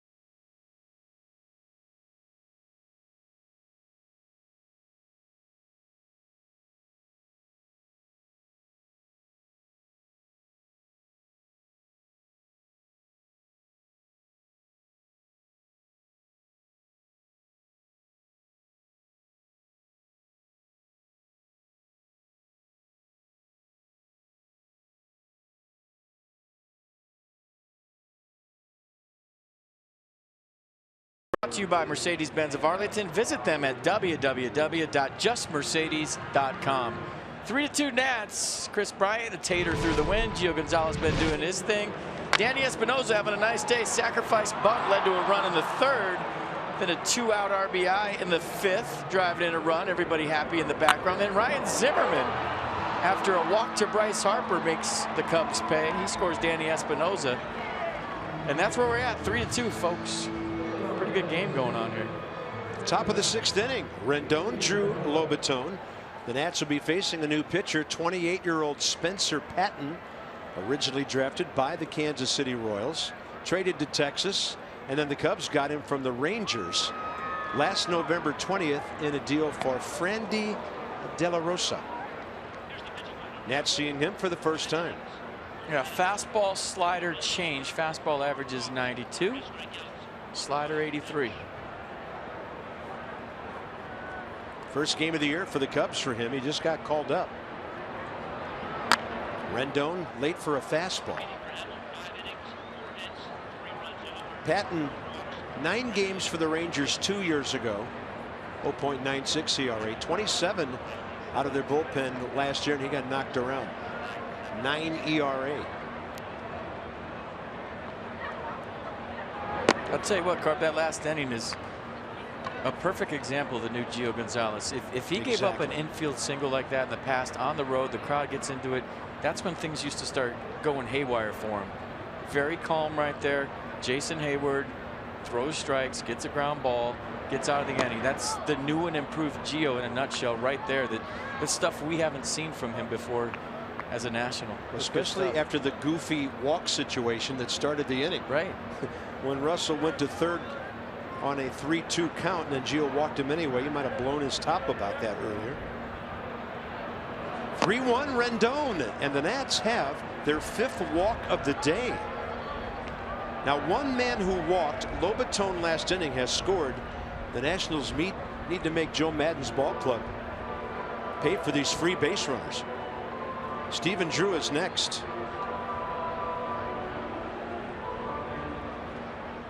Nobody up in the Nats pen. Gio's still in this ball game, so if you're thinking about a pinch hitter, Gio's going to hit. Yeah, Gio's at 89 pitches, 60 strikes. So some hitting up and down the lineup. RBIs from Harper, the sac fly. Espinosa single, Zimmerman single. Good to see Ryan get his first base hit in Chicago. Here's Drew, who has infield singled and struck out. Shift is on. But with a man on base, Addison Russell has to hang closer to third than he usually would, because a bunt would be first and second, nobody out.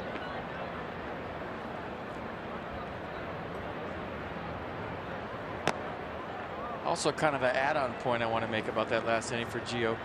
He wouldn't have been afforded the opportunity to get out of that situation last year. And Dusty Baker's had so much confidence in him, and he said as much after his last start today. My manager isn't coming and getting me after 3 innings. He's showing confidence in me, and that makes all the difference in the world. Runner going, great jump, and they've got no chance to get Anthony Rendon. Rendon, 2nd of the year in 3 attempts. Boy, you're not kidding. Great jump. Watch Anthony Rendon. Small lead, but he takes off early, takes a peek, and steals the base easily. So now the at-bat changes for Stephen Drew. He's going to try to move Anthony along. Yeah, this takes the Cubs out of the shift. Well, at least it did. And now they're walking back over to the right side of the infield.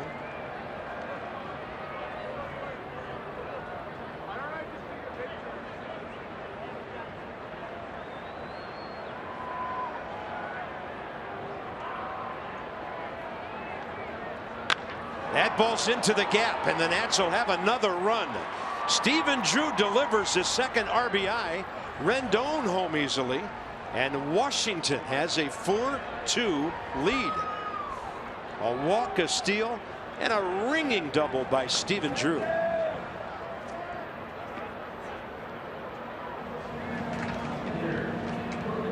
Wasn't one of the sayings when Dusty Baker was a manager in Chicago, "In Dusty we trusty"? Yeah. Well, how about Daniel hits Murphy getting the day off? He's not feeling well, so he puts Stephen Drew in there. It's all he does is get 2 hits, now a double and an RBI. And Dusty we trusty.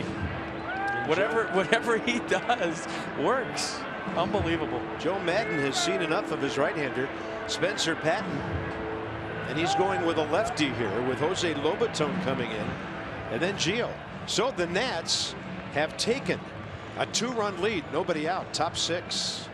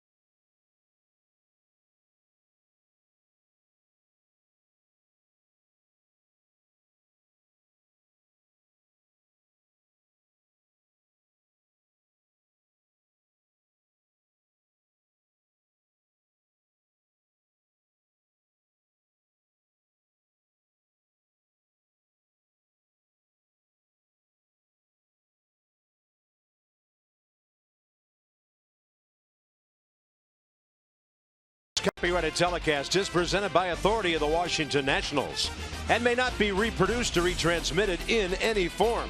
And the accounts and descriptions of this game may not be disseminated without the expressed written consent of the Washington Nationals.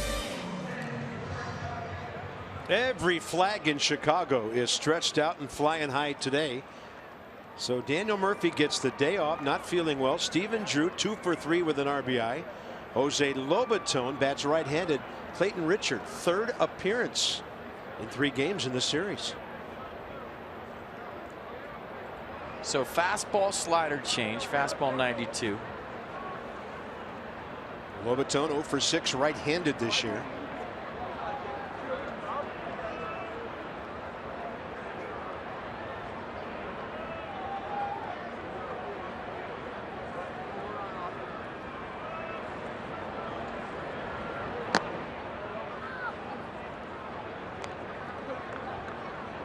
Ball game approaching the 2-hour mark here, just after 5 o'clock Central at Wrigley Field. Big crowd on hand.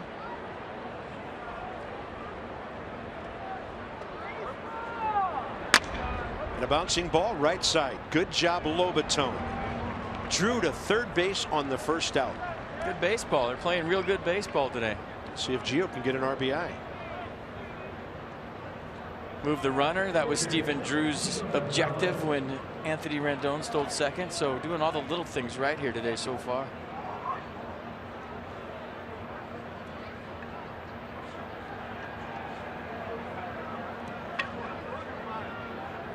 Gio Gonzalez 0 for 1 today. Infield in. He has a sacrifice. Drew is not a true burner, but he's a good base runner. And Gio takes one outside. Just in case there's thought of a safety squeeze here.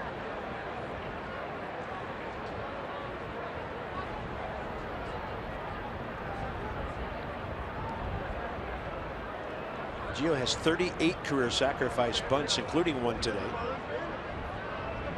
Squares early, way outside. That was a modified pitch out by Joe Madden looking for the squeeze. Did you see that? Fedorovich took the step to his right. Yeah. He's looking at Bob Henley right now, trying to steal signs, and maybe even looking at what he's saying to Stephen Drew when he walks over to him. Now's the time to do it if you're up by 2.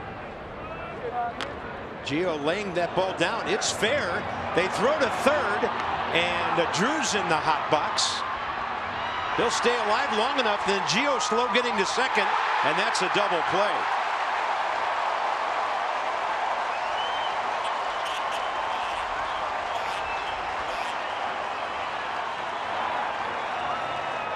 Two, 5-2-5, and then we'll get the last one for you in a moment. Inning over.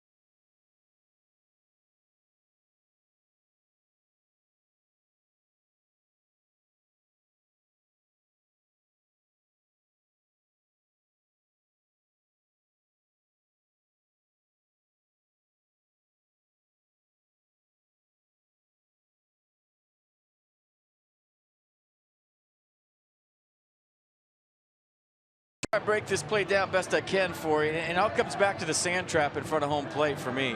If you're Steven Drew and you're on third base and you know he's going to bunt, you're looking for the down angle off the bat. So as soon as Drew saw the ball go straight down off Gio's bunt attempt, he shuffled off third base. And what he didn't take into account, in which, you know, you've been playing the game for a long time one way, is that there's a sand trap in front of home plate, so the ball just died. Gio Gonzalez tries to get to second base. It gets all weird, and that's a broadcaster's jinx. I just said they were playing good fundamental baseball today, but they really are. It's just that ball went nowhere. And then Drew was in no man's land. He almost got the shortstop. Look how far. He's about 8 feet out of the baseline there. Well, that play goes 2-5, 2-5-4. And I wrote down a letter T under the last 5 and the last 4 because they were both tags. So a bizarre double play ends the top of the 6th for the Nats. Joe Madden just talked to home plate umpire Clint Fagan. Clint Fagan is now talking to the crew chief John Hirschbeck. And I don't know what everybody's discussing.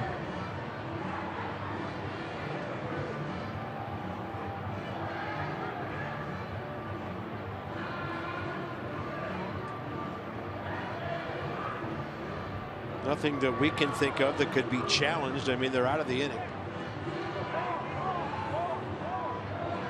Well, the last time we didn't know what was going on, replay was down in one of the clubhouses, so I don't know if that's it. Yeah, now one of the umpires, the home plate umpire, Clint Fagan, has walked over to Dusty.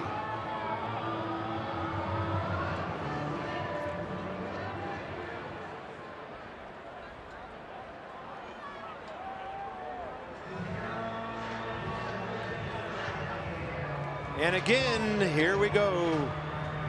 I get on my small soapbox. Please announce to the crowd what just happened. I don't think there's any reason why a PA announcer's mic can't be with the video equipment that's hooked up to New York, and an umpire can walk right over the crew chief and tell the crowd, okay, here's what we came up with there. The video systems are down, or whatever the situation is.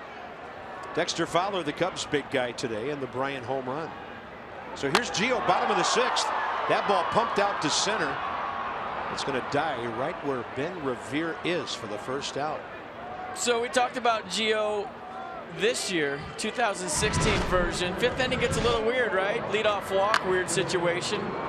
Chopper in the plate, he makes a good pitch. No throw by Espinoza. You're on the road, the crowd's into it, it's getting loud. We've seen in the past where Gio Gonzalez sometimes gets flustered by that.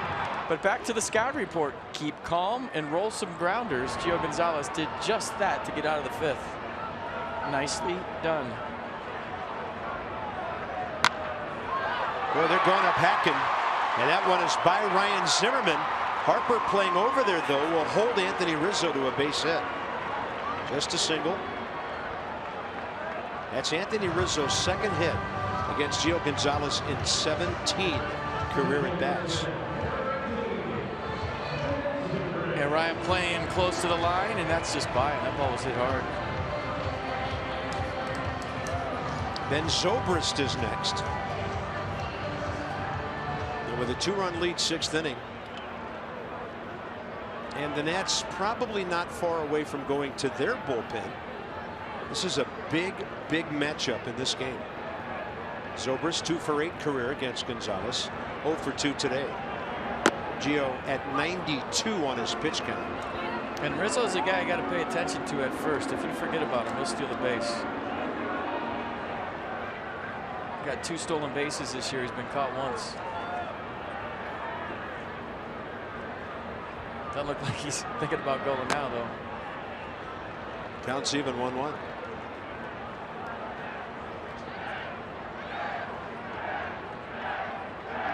Zobrist 4 for 8 in this series.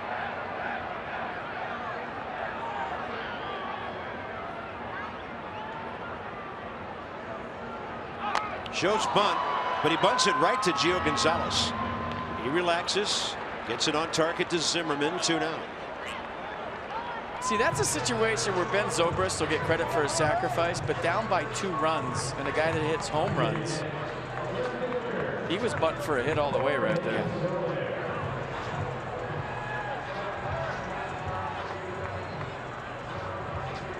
Nats bullpen heating up. Blake Trinan. So now it's the Jorge Soler matchup with 2 outs here in the 6th.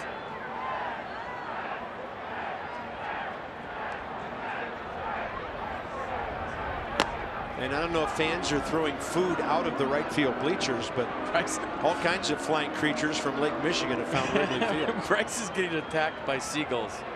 It's the birds in right field right now. Alfred Hitchcock.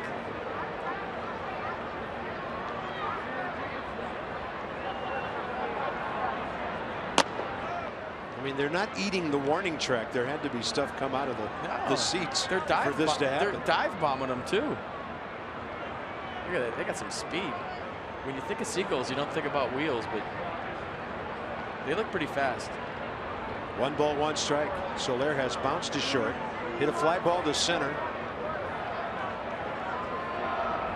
Breaking ball. Here comes Harper. Runner around third.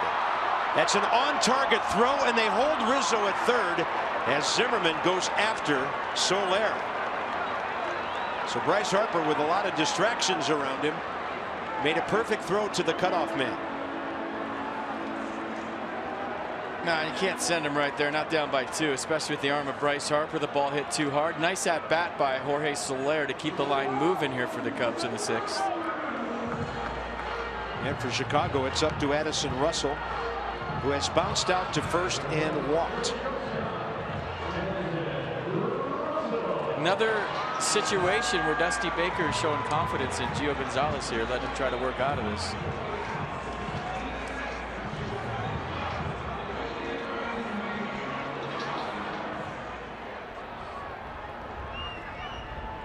Nationals by 2.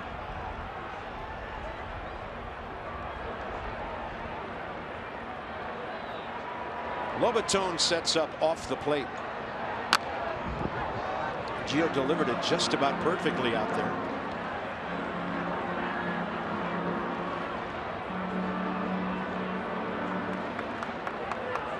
Cubs have a lefty working with Revere, Espinosa, and Harper due up. Top of the 7th. Anthony Rizzo third. Jorge Soler at first.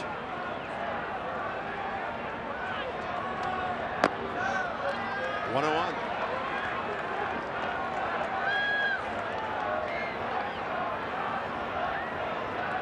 Wind still blasting in from left center here.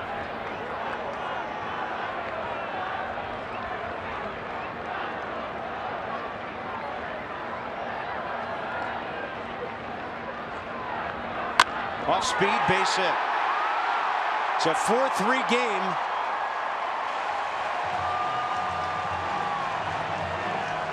And the tying runs at second base.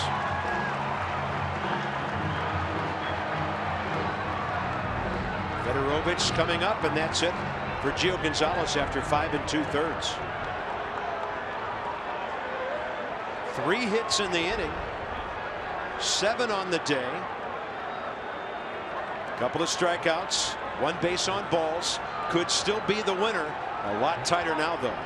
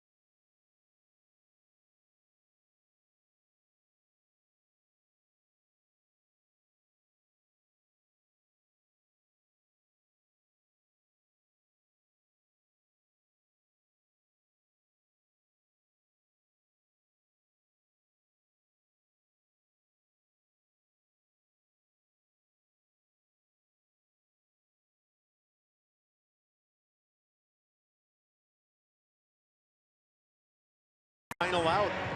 Soler and Russell keeping that 6th inning alive. And now it's Blake Trinan for the Nats right-hander, 27 years of age, 14th appearance. Gave up a run on a couple of hits in the 6th inning here yesterday. Tommy La Stella for Federovich. This will be a 2-for-1 move for Joe Madden because he'll have to use David Ross to catch after this. Well, it's a good move. Tommy La Stella swinging the bat. He wants the left-hander against Blake Trinan, and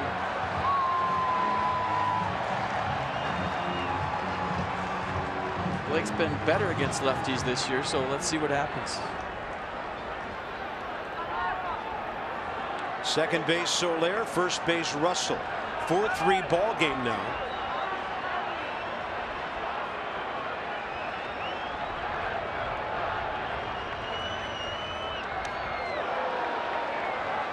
I'll tell you what, that almost went to the screen. Jose Lobaton waiting for that sink that he's used to from Blake Trinan. The ball stayed up. It didn't move. Tommy La Stella facing Blake Trinan for the first time. Runners at first and second, 2 outs.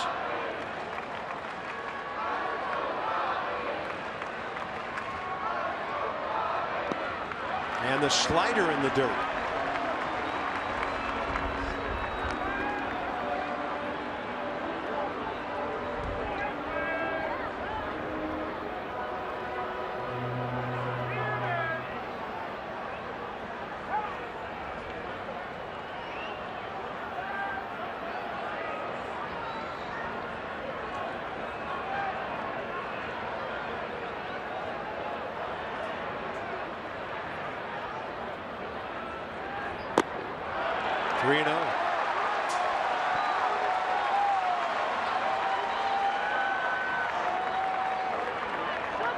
Ryan Kalish on deck.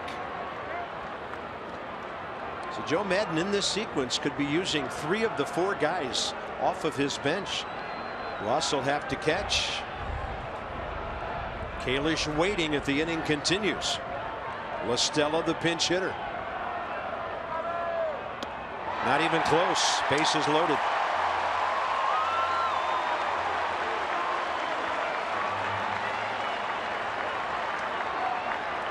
I mean, these are moves you got to make if you're Joe Madden. He's sensing the moment. He's feeling the momentum shift, and he's firing all his lefties up there. And emptying the chamber right now. Why not?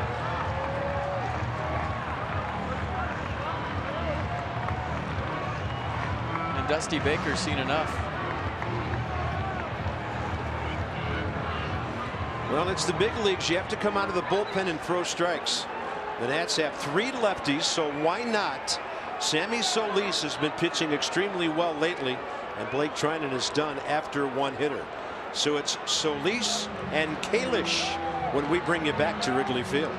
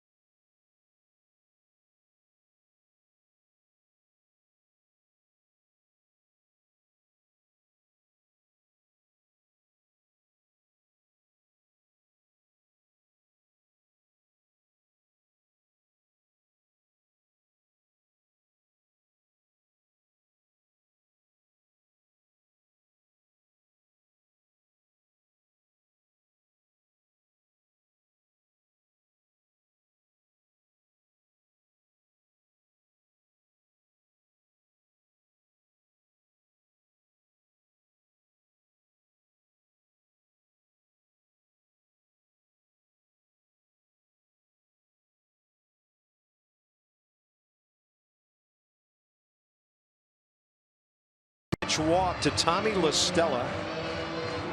This thing feels like it's the 8th or 9th inning of a ball game right now, and it's 4-3 in the 6th. Sammy Solis will go lefty against Ryan Kalish. None of the Cubs have ever faced Sammy before. But that's the way you have to manage it if you're Joe Maddon and Dusty Baker. He's going with the left-on-left matchup. It's a high-leverage situation. Maybe the turning point in this game either way. So bases loaded. 2 outs, up by 1. Here we go. Kalish 0 for 1 as a pinch hitter. 1 for 4 since his return to the Cubs. And that was a base hit in the 7th inning here Thursday evening. Solis low and away.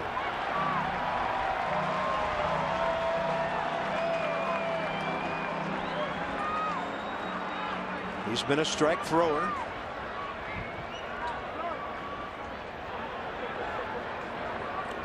Kalish, good pinch hitter in his years with the Red Sox and the Cubs. Boy. That's a fastball in there sizzling at 94. I'll tell you what, obviously a lot easier up here than it is down there, but if you come off the bench and you get a first pitch curveball for a ball and you're facing a lefty, you got to be all in on a fastball the next pitch.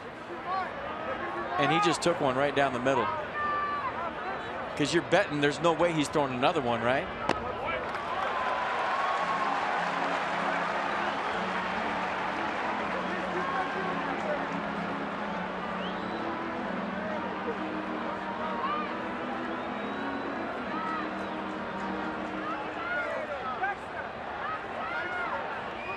This is huge. 2-1.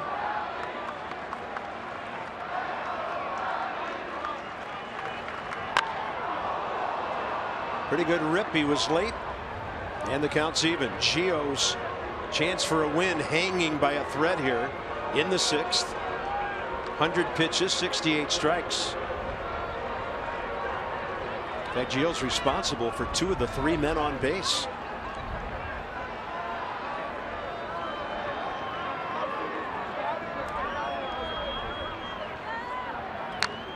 Oh, that's a good foul ball. That's a nasty pitch. 94 in the black, buys himself another chance. We always talk about hitters fouling off tough pitches with 2 strikes at the major league level. A little emergency hack right there. Extends the at bat. Nissan tracks the entire AB, everything away.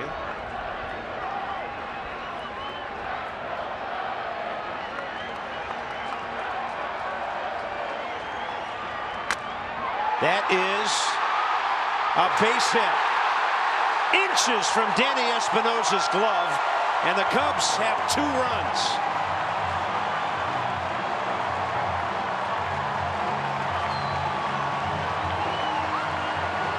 And the lead.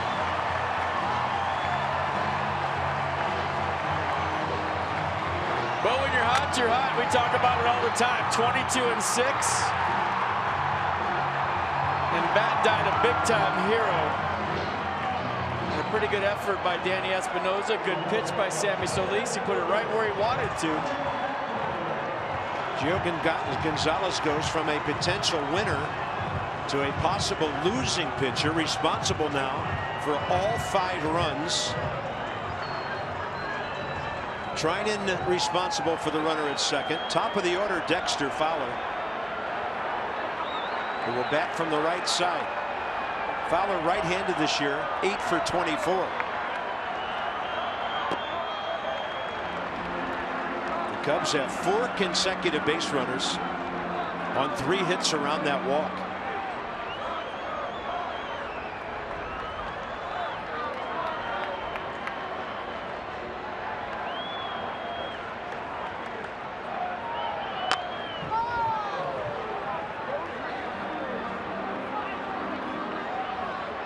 It's a good game. Nothing you can do.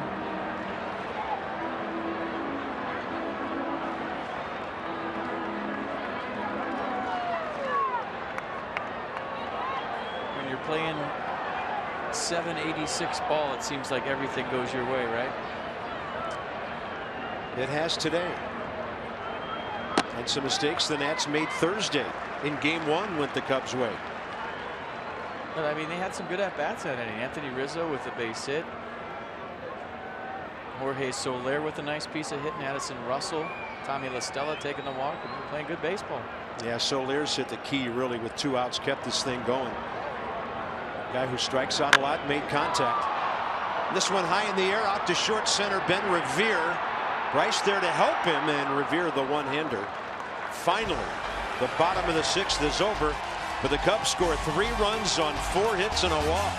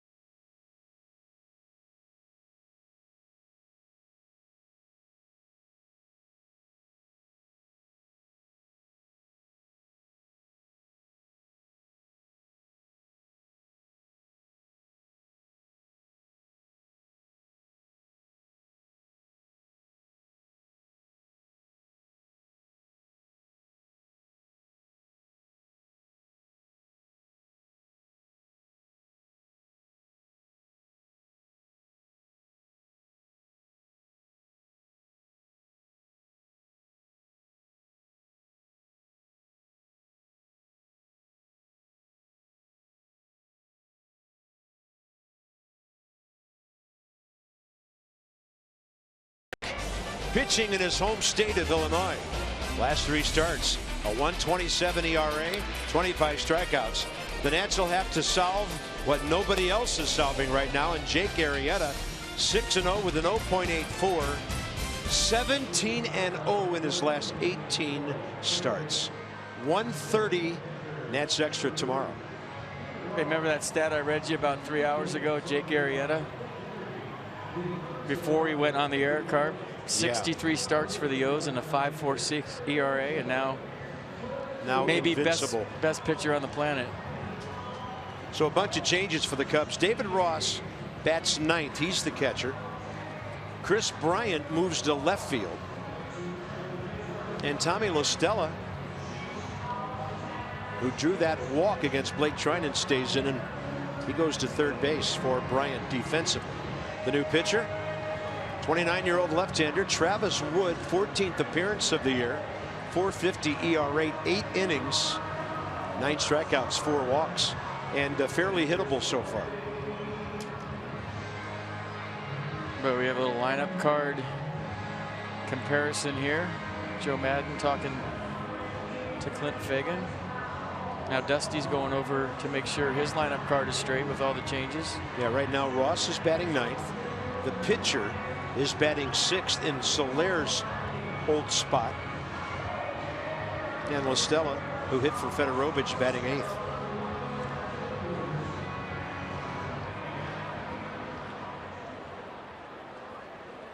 Well, the Nats did a nice job of answering the Cubs' run in the bottom of the 4th and the top of the 5th. So see if they can do it again. Yeah, Travis Wood gave up the Jason Worth homer in the 9th on Thursday. Got Zimmerman and Murphy on fly balls after walking Bryce Harper. So with all these lefties coming up, although Espinosa will swing over to the other side, Revere and Harper. Wood gets the call, top 7.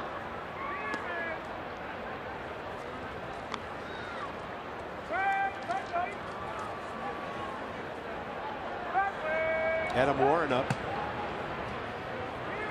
Ben Revere 1-for-2 career against Warren, but against Wood he is 5-for-10, also 500. So lefty success right here.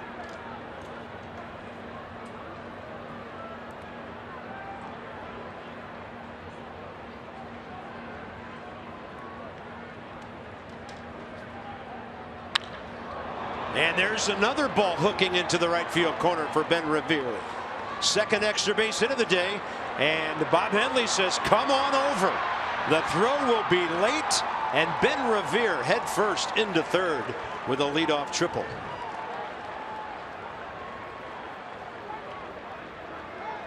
He can flat out fly. And he hit it right to the perfect spot of this ballpark for a triple. And when he came around second, Carp, I don't know that I've seen a guy this fast all season long. Watch Ben run. First of all, does a nice job of getting into a 2-1 count, slapping it down into right. And right about here is where he absolutely turns on the burners.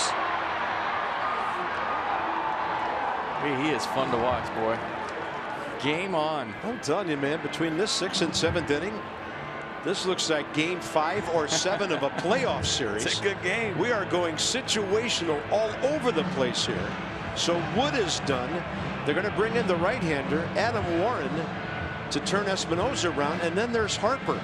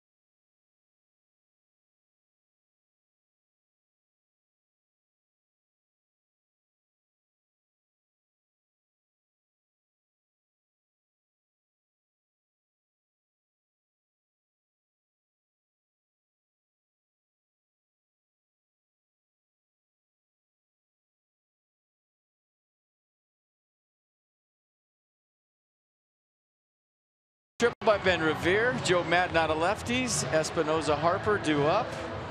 It's a good game here at Wrigley today, folks. Text Masson's word of the day, fast, to 29292 for your chance to win an Nats prize pack from Masson. That's Ben Revere is really, really, really fast to 29292. Brought to you by Cox's new Contour.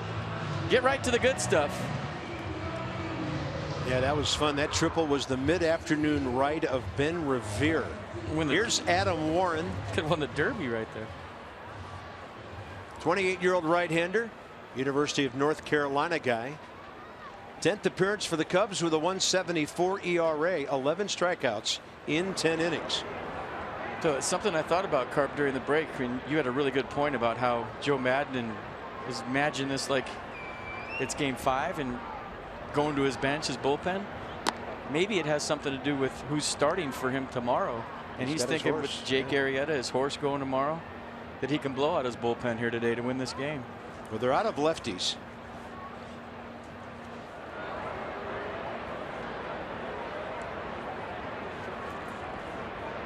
Espinosa, look out upstairs. Danny is 1 for 3 career against Adam Warren. Previous big league time with the Yankees for 4 years before becoming a Cub. Well, Danny hits a ground ball to second. You got a tie ball game because Joe Madden's got his infield back. And by the way, the Cubs got Warren from New York to complete the Starlin Castro trade. Espinosa swing and a miss. Danny 1 for 2 today, a sacrifice in the 3rd, RBI single in the 5th. First order of business here, tie this game with Bryce Harper coming up. And no lefty to face him.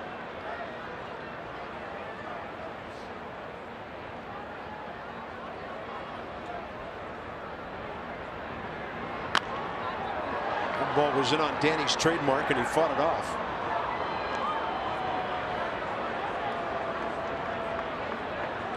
So the Cubs, no lefties. And other than their closer, 3 righties, Cahill, Grimm, Strop.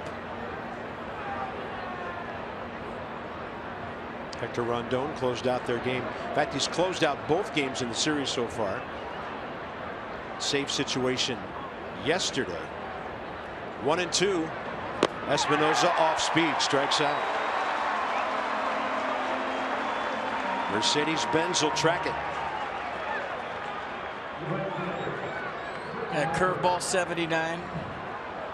Now it's strategy time. What do you do here? Yeah. 1-run lead. Right-hander on deck, Zimmerman. Who drove in a run last time up. They're going to walk Bryce Harper and put runners at first and third to set up a double play ball and to avoid Bryce. I mean, Ryan on deck knows this is the play, right? You want the right on right matchup. But I don't care who you are. If you're walking Bryce Harper to get to me, that's when my professional pride takes over. And he's got to be feeling pretty good about his swing after the RBI last time up. So yeah, really scorched one up the middle. So Bryce Harper is being walked for the 7th time in this series. Has the go-ahead run. Don't forget about that. 7 times in just over 2.5 games. Ryan Zimmerman is 0 for 2 with the walk career against Adam Warren. Might try to steal here early in the count. Keep an eye out for that. You never know. Yeah. Cubs are in a shift. But right now, Ben Zobrist, first he crossed the second base bag, then he went back, and now he's just hanging around. He'll set up behind umpire Vic Carapazza here. Ton of ground ball room on the right side of the infield. But job one, getting Revere home from third. And it doesn't take much with his speed on a fly ball. Nope.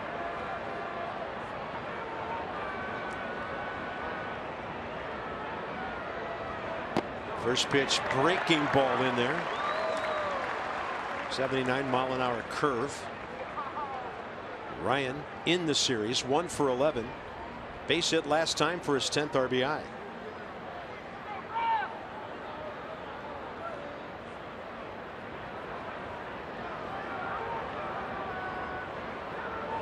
Whoa, look out. Ryan thought it was going to hit him. I think he made a noise there.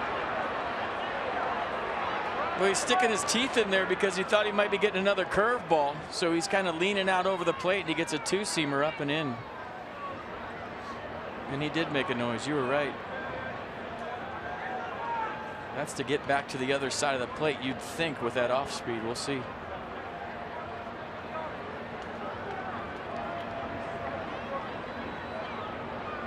One pitch, target away. Couldn't stop.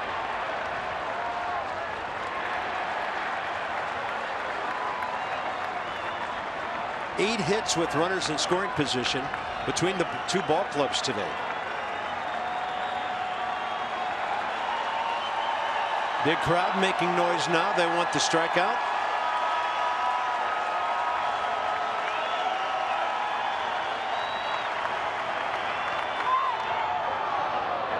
Ball inside. Ryan with a check swing, got a piece of it.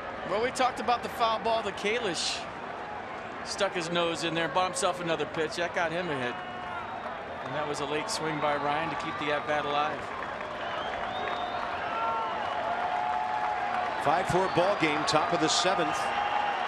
Seesaw affair.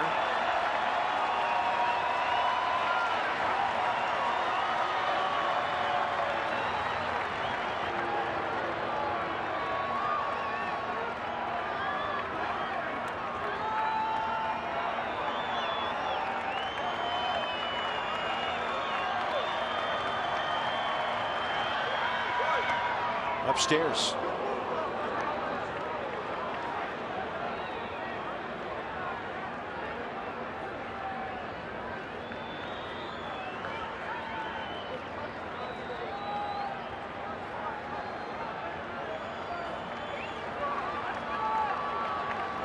Bryce inching off first.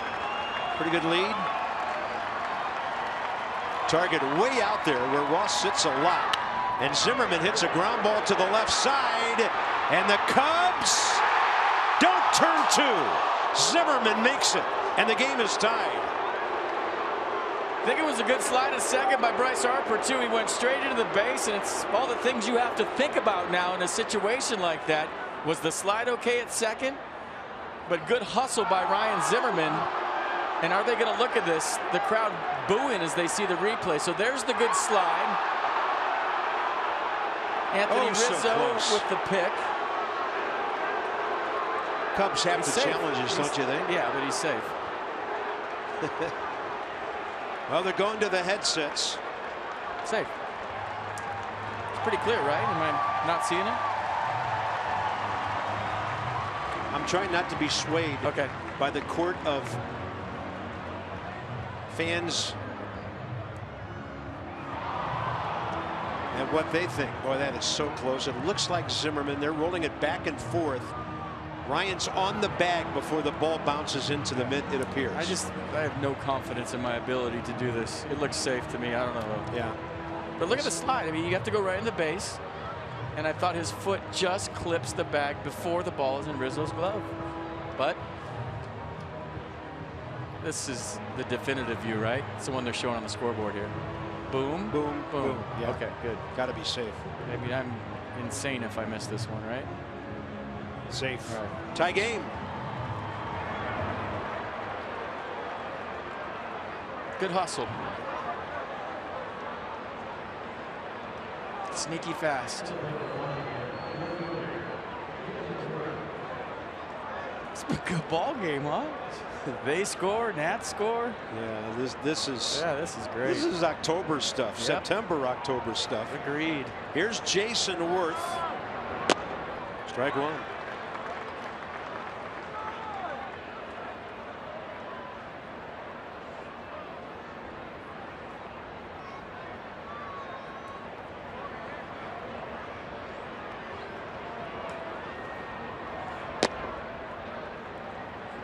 Watch out for this sneaky stealth steal right here, too, by Ryan at first. Yeah. Good time to go if you don't pay attention to him. Why not? You tied the game already.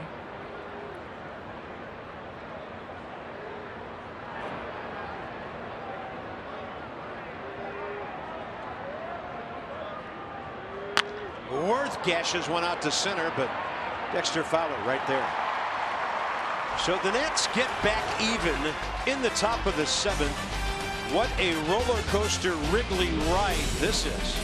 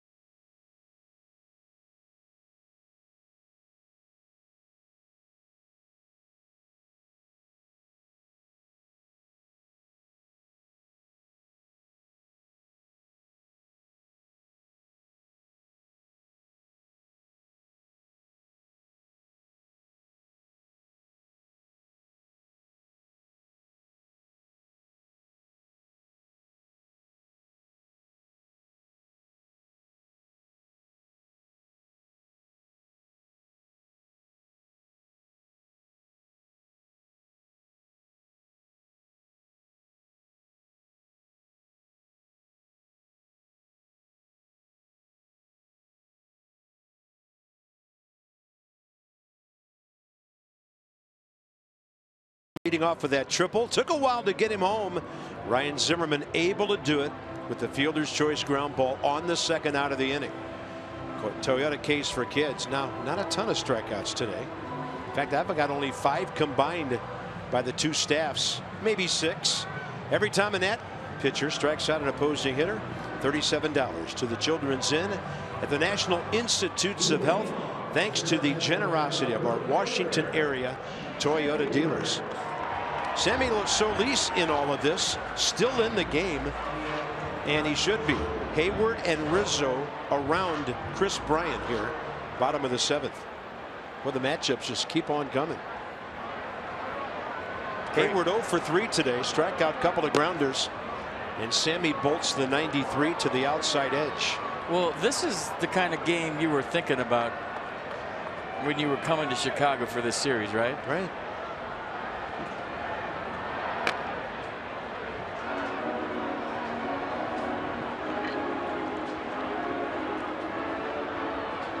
Madden and Dusty.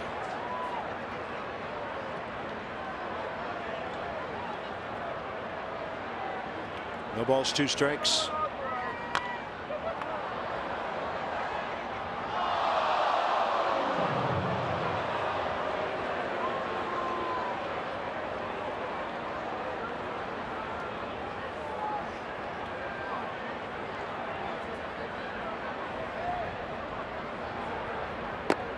It's a good pitch. Wow, right down the middle. Lobaton was set up outside. Did Clint Fagan think it was low? I don't know, but it's a good pitch. The whole baseball is inside the box. 1-2. And then Hayward stays alive on the curve.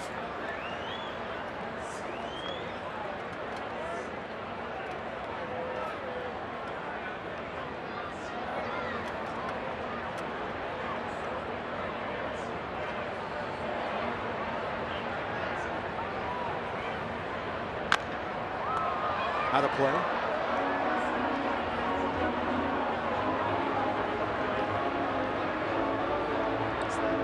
Seagull Kentucky Derby in right field right now. What do you got? I got Jonathan Livingston. Seagull. By a beak. 1-2. Swing and a miss. Foul tip. Sammy Solis gave up that little line drive single by Kalish, and he's retired Fowler and Hayward. Tell you what, Sammy Solis is fearless. He is not afraid to fill up a strike zone. Look at the pitch track. Every pitch inside the box. Yeah, that at bat could have ended 2 pitches earlier. Now Chris Bryant lined out to Revere last time, 1 for 3 with that homer. A towering drive in front of the left field scoreboard back in the 4th inning. Seagulls don't know this was a 3 o'clock start. They're used to this being their feeding time after a 1:20 game. Don't act like you know everything about Seagulls. I don't know anything about Seagulls, but I know about starting times and ending times. They're getting aggressive. They are. I noticed the Cub fans only feed them when the Nats are in the field. 2-0 pitch. Ball 3.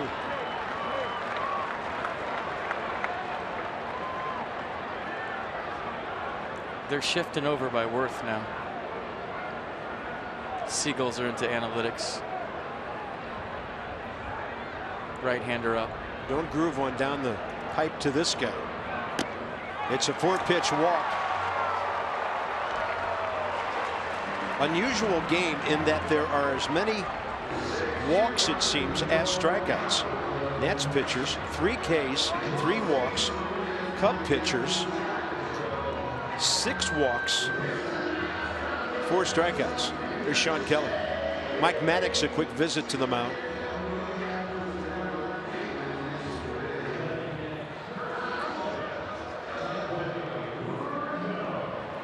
Not sure what the Nats have in mind with Kelly. Switch hitter Ben Zobrist on deck, and usually you'd like him batting right-handed instead of lefty. The Rizzo at bat will determine a lot here in the bottom of the 7th.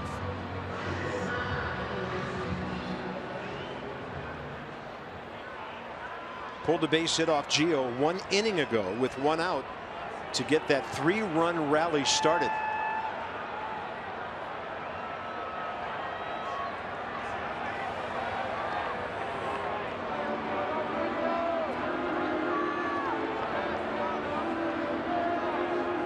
Chris Bryant could steal the base too.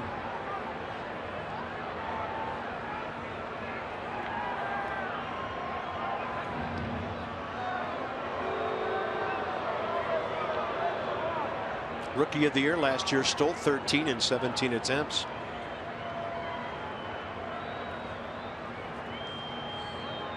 This year 0 for 2.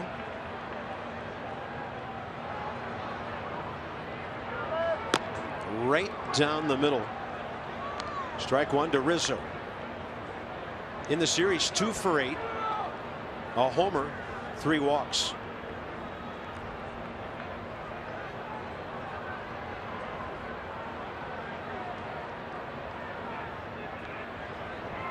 Trying to jam him for a ground ball here, but it's on the other side.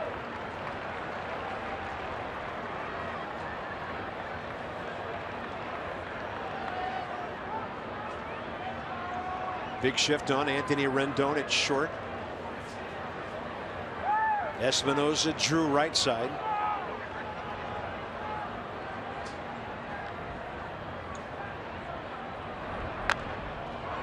Oh, that's a healthy hack. Did you see the lean back in that swing? He was thinking, I don't care what the conditions are here today. I am going deep to a knee, like Reggie Jackson style right here.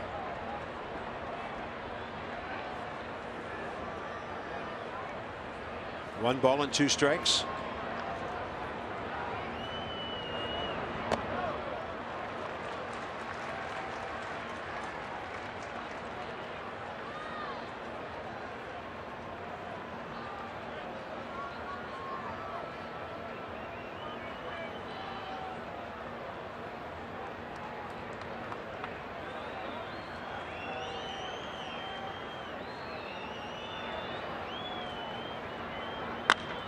This is well hit to left, and it's going away from Worth.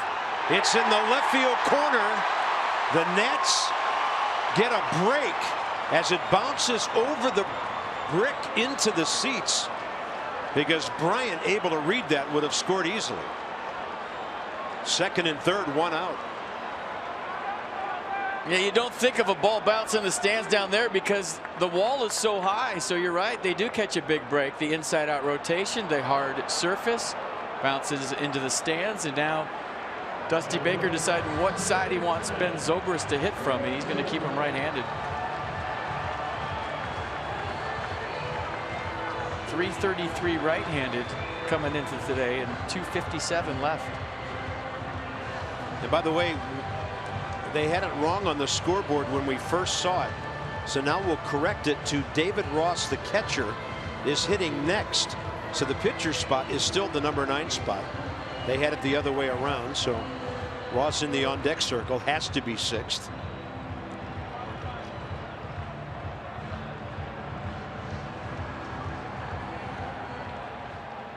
Infield in. Pretty good wheels at third base, and Chris Bryant. We'll see if Joe Madden puts the contact play on. And we'll see what Dusty Baker wants to do with the base open, and he's going to walk Ben Zobrist.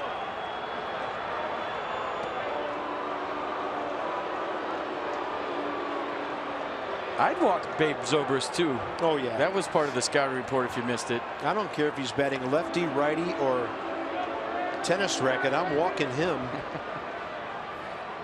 He has done some serious damage to the Nats in this series. If you get Ross to hit the ball on the ground, you can end the inning still tied. David Ross started the ball game yesterday. He went 1 for 4 with a double and a run scored. All these Cubs seeing Sammy Solis in person for the first time. So here comes Dusty. And he's going to bring in Sean Kelly.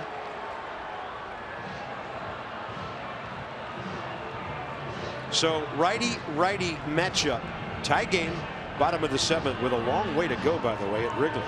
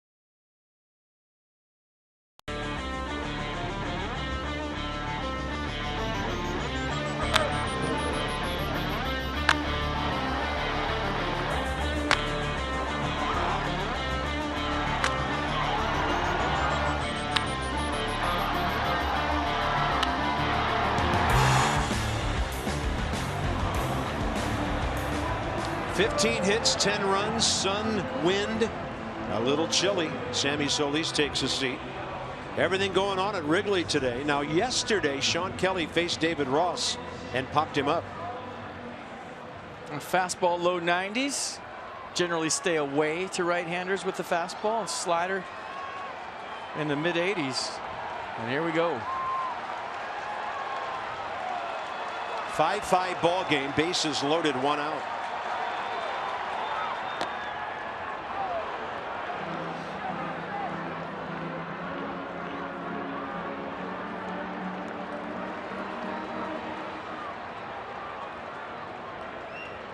Ten for 40, 2 homers, 8 RBIs for Ross. 0-2 with another heater. Paint. Fastballs on the black to start this at bat. Hey, if anybody should know the outside edge, it's David Ross. He lives out there when he's got the gear on. He took a look back at Clint Fagan there.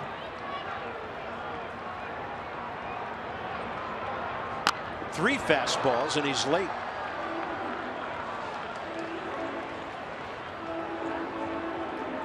Third base, Chris Bryant walked with 1 out. And Anthony Rizzo hit the ground rule double left field line. The Nats walked Ben Zobrist. Ross into the game as the catcher after they hit for Tim Fedorovich last inning. And now 2 foul balls. The one thing you could do right here, and maybe it's because there's a runner on third and he's afraid to spike that slider, is start that slider on the outer half and hoping that Ross recognizes it at a fastball. It breaks off the plate. You get a swing through strike 3. Maybe he's throwing the heaters because he's afraid of bouncing that slider. We've seen him do that a few times, but the fastball command right now is nice.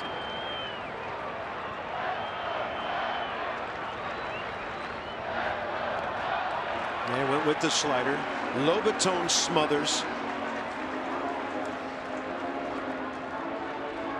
Pedro Strop for the 8th when the Nationals will have 6, 7, and 8 up.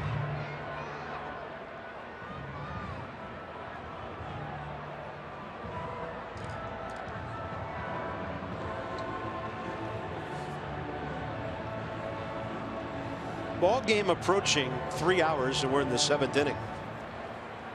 Wrigley Field capacity crowd. The Nats on a 5-3 trip through St. Louis, Kansas City, and Chicago, trying to win their first game of this series.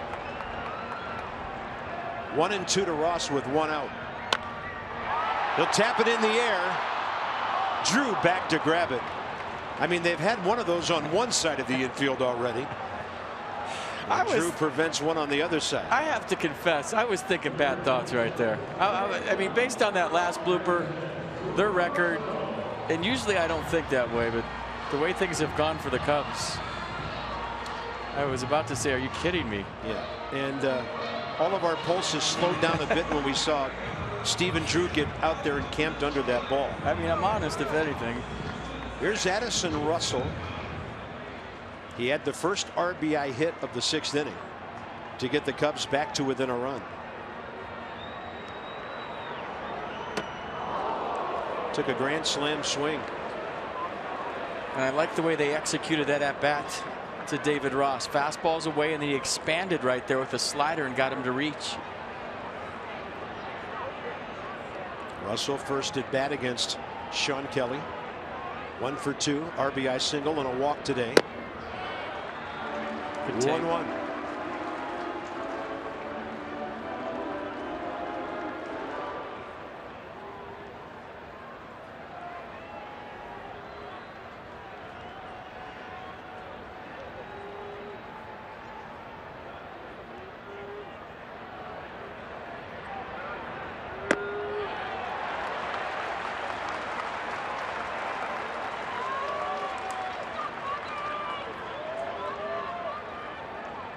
Boy, if you ever had a guy set up for a fastball in the inner half right now, I can see the way Addison Russell's taking these pitches. He's really leaning across the plate to protect that outside corner. 2-1 pitch. At the knees. I mean, that was meant to be away, but it worked because it was middle in. Watch, he's leaning out over the plate. Good frame by Lobaton. Maybe it was right down the middle, but either way, good pitch, good frame. Deep breath. 2 balls, 2 strikes.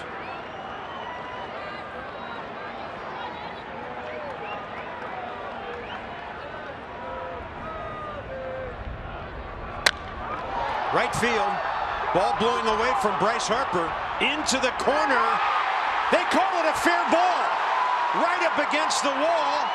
And the Cubs score 2 runs. DJ Rayburn down the line with that call. Bryce Harper right up against the line, right up against the bricks. And the quirkiness of Wrigley Field comes into play.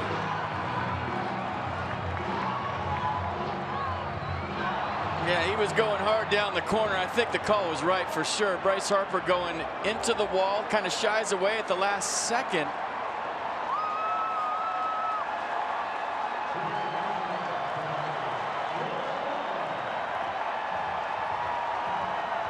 And the Cubs lead 7-5. And is Dusty going to look at this again? He's saying, hold on right now.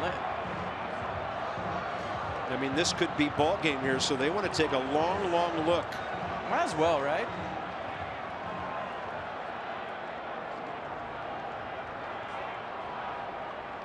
Let's look at it again.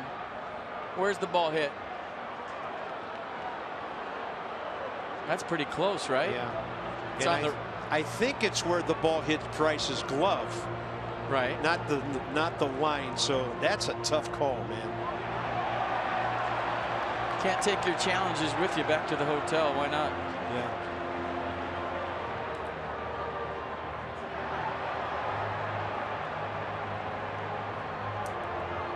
Where was the ball when it hit Bryce's glove?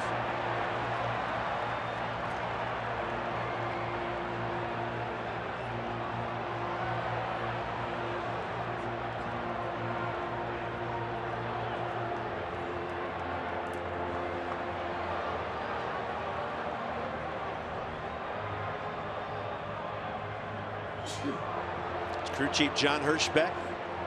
DJ Rayburn made the call. It is safe. It's a double.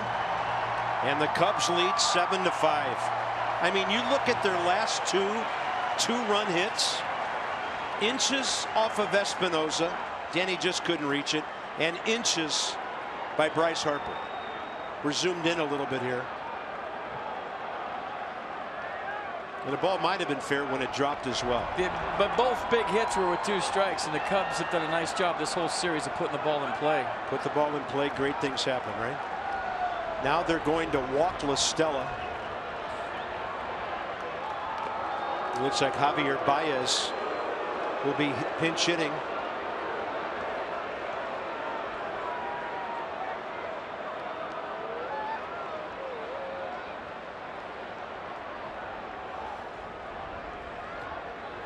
I would assume some of the Pirates and some of the Cardinals are watching this game after their game was completed in St. Louis and just wondering how in the world can anything ever go wrong for the Cubs, the way things are dropping for them.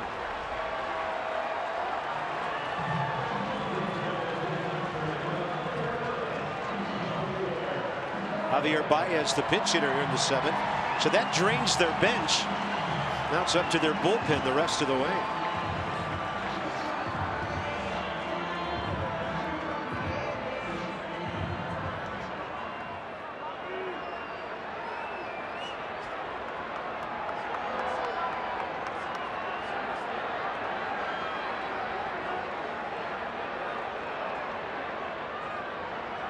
Baez first at bat against Kelly. Anthony Rendon can just go over and hop on the bag. So here we go, top of the 8th inning. Long day of baseball still ahead here.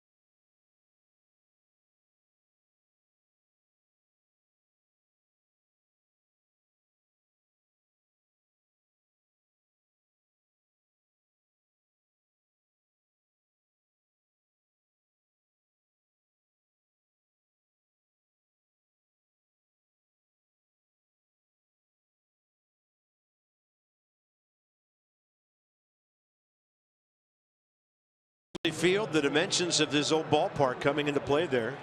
That ball blowing away from Bryce Harper. So the last 4 Cubs RBIs have been on plays oh so close for the Nats. And now Tommy La Stella's out, and Javier Baez, an outstanding defender, will stay in and play third, and that'll bring in their 8th inning guy, Pedro Strop. Yeah, 3-pitch guy, fastball slider split. Fastball averages 95 miles an hour. Opponent's hitting 128 against the Cubs right-hander. You saw that ground ball percentage. Lots of ground balls, 83%. Well, it's been a seesaw affair today. Let's see what the Nats got left. Down by 2, 6 outs with which to work. Pedro Strop pitched a scoreless 8th inning here Thursday night with a walk and a strikeout. And in that inning, he got Anthony Rendon to bounce into a 4-6-3 double play.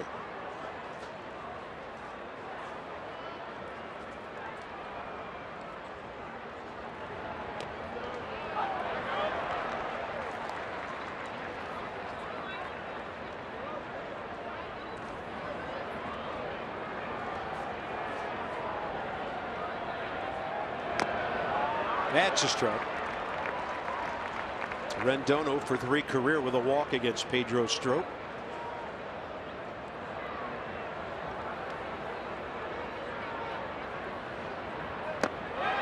And a swing and a miss. Peanuts are around through May 8th. Highlights include kids run the bases on Friday, fireworks on Saturday, salute to Mother's Day tomorrow. So scratch the first 2. Those are over. Get your tickets. Visit PotomacNationals.com. Wait till you see the sweatbands Dusty Baker is going to feature tomorrow. Stephen Drew 2 for 3. Shift is on. Off speed upstairs. Drew career against Strop 0 for 1.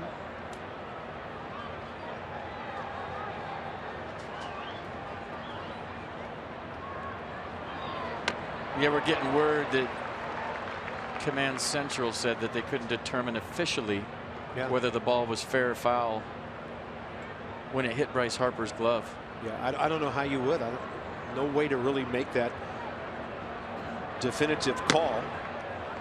So the initial call was fair.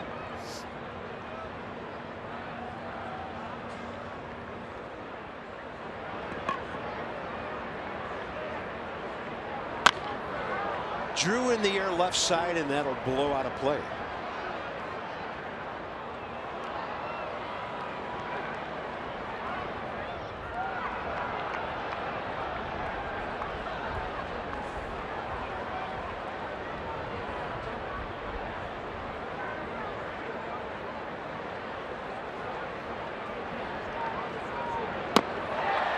Another strikeout, 2 down.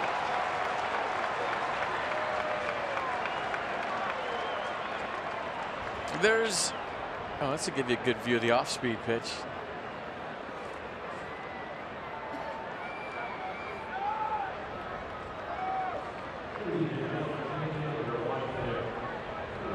Wilson Ramos is going to hit for Jose Lobaton here. Ramos 1 for 3 career against Strop. Had another fine game here yesterday. 2 for 4 with a 2-run homer in the 8th inning. He's been raking. And now he tosses his bat into the seats over the Cub dugout.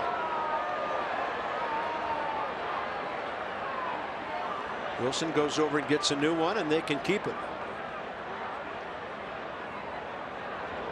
It's a good toss.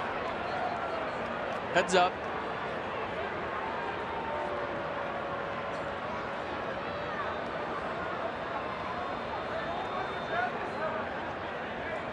If it gets in the number 9 spot, Clint Robinson on deck.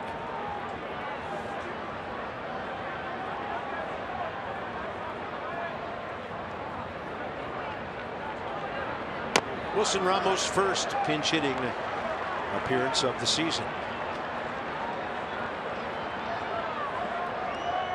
Hey, you'd like to see Wilson get on here for Clint Robinson and see what happens. That was close. Ooh.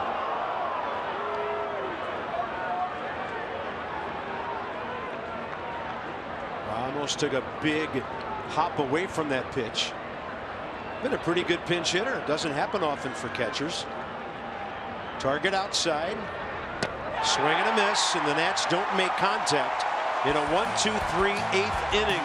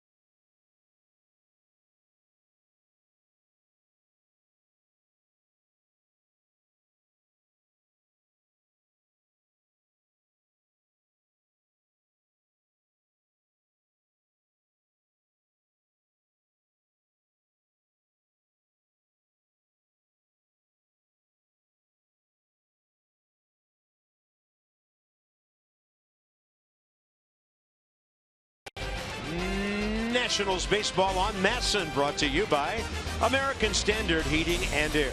It's their all-star sales event with up to $1,100 in instant rebates or 0% APR for 36 months. I got a question for you. Okay. Would you rather Bryce Harper make that play, run into that wall, and miss a month, or lose this game to the Cubs today? Potentially. I mean, there's 3 outs left. It's a good question. And miss him for a month or 2. I mean, he's had history with walls, right? Yes. And he's had history with injuries, right? So it's a good the question, MVP, and I would go for option B. I would too. I mean, who knows what happens in the ninth? They might pull this one out. I'm not saying it's over. I'm just saying, playing devil's advocate here, that wall does not move. None of these walls in this ballpark move. There's no padding anywhere. So just throwing it out there for conversation's sake. I agree with you. I'd rather have the MVP around for a while than maybe lose a game early in the season. Yeah, you want to win them all, but just throwing it out there. Wilson Ramos catching. Daniel Murphy, second base. And you know that's a double switch so that Murph can lead off the ninth. And here's Felipe Rivera to try to keep it 7-5.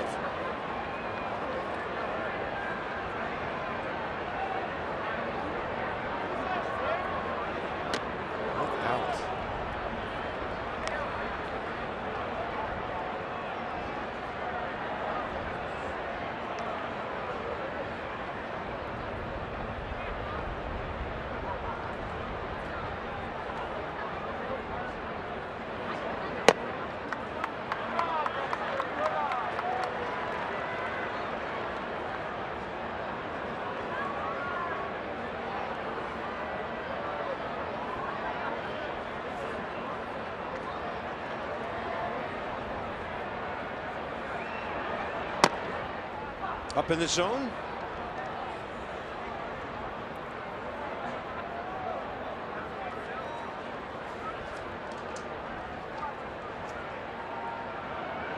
Dexter Fowler 0 for 1 career against Felipe Rivera. Where there have been too many walks today.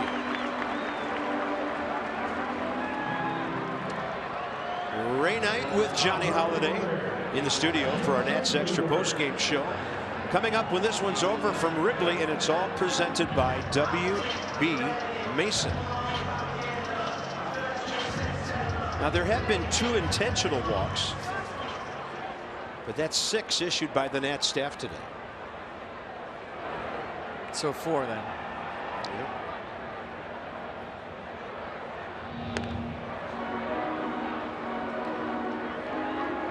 Right now, this ball game is at 300 pitches. Two teams combined.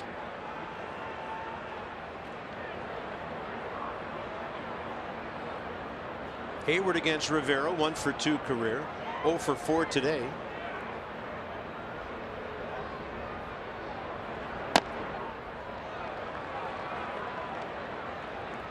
Cubs are 22-6 with Hayward not healthy.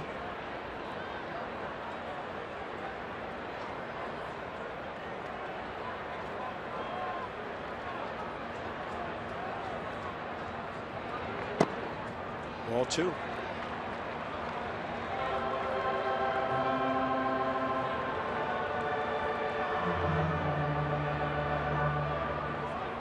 I'm going to slow it down, take a walk behind the mound. Try to get right back in that strike zone right now.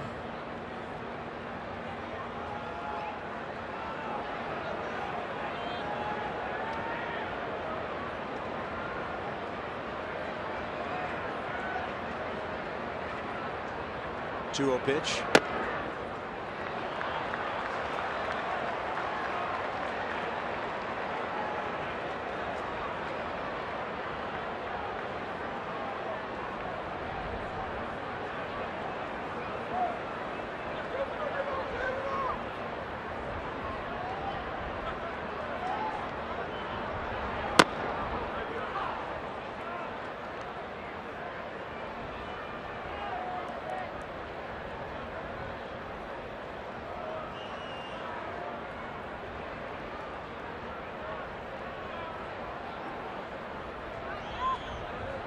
Leadoff man aboard with speed. 3-1 to Hayward.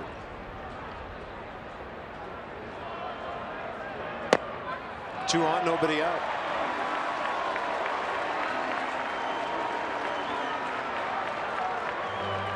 Like Maddox going to go out and try to tighten Felipe Rivera up. I mean, you got a chance to win this in the 9th. It's got to stay right where it is. Can't afford to give up any more here in the bottom of the 8th. Thursday night, the Nats scored 2 in the 9th, but they were down 5-0 at the time. Yesterday, 4 in the 8th, but they were down 8-2 at the time. So they've had some late game lightning here. Just too much ground to make up. Chris Bryant 1 for 3, a homer, a walk, 2 runs scored. 0 for 2 against Felipe Rivera.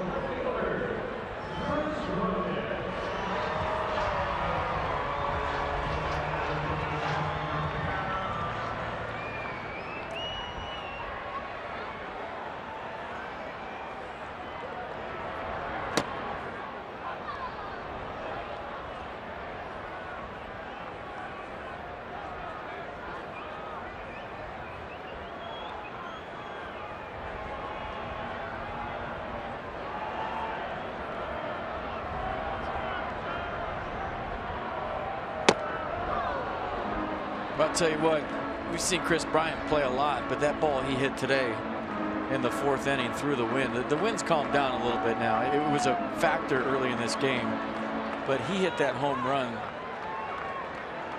right through the teeth of the wind coming in from left field.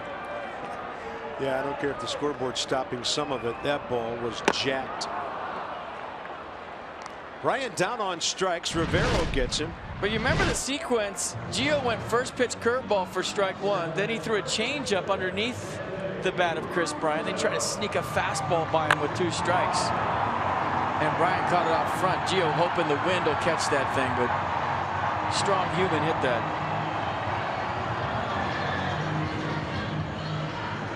Rivera and Rizzo here. Anthony Rizzo 0 for 2 career against Felipe Rivera. He was 1 for 7 in this series before he singled in the 6th to spark a 3-run rally, and then doubled in the 7th to spark a 2-run inning. And whatever Mike Maddox saw from the bench worked.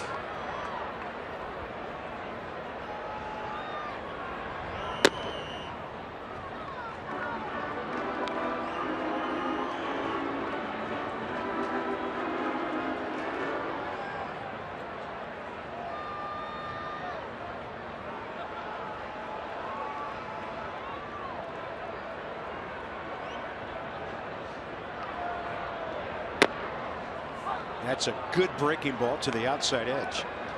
Counts even 1-1.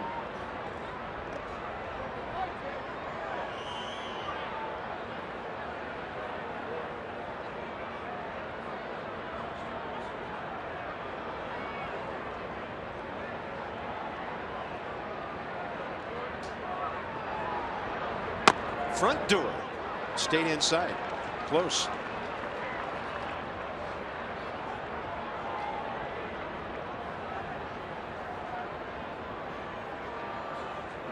Closer than close.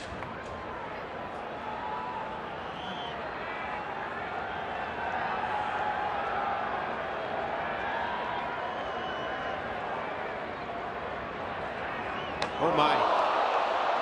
And that was a breaking ball. Crowd booing. They don't know what's going on. And the bases are loaded with 1 out, with Ben Zobrist coming in, and the Cubs in position to deal the Nats a knockout blow. Well, just a lot of traffic on the bases here the last 3 innings for the Cubs. No kidding.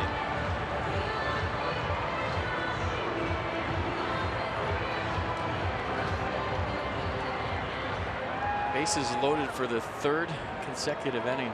10 base runners for the Cubs in the 6th and the 7th, and now 3 more.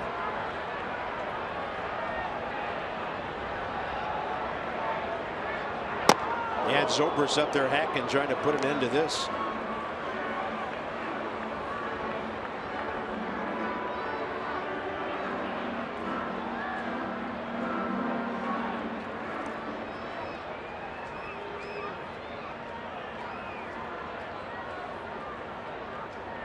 Zobrist 96 career RBIs with the bases loaded. And Wilson Ramos just saved a wild pitch and a run.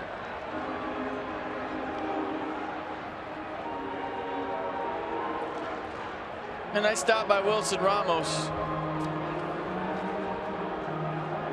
That one looked like it was head for the screen. Good athletic ability. Nice pick.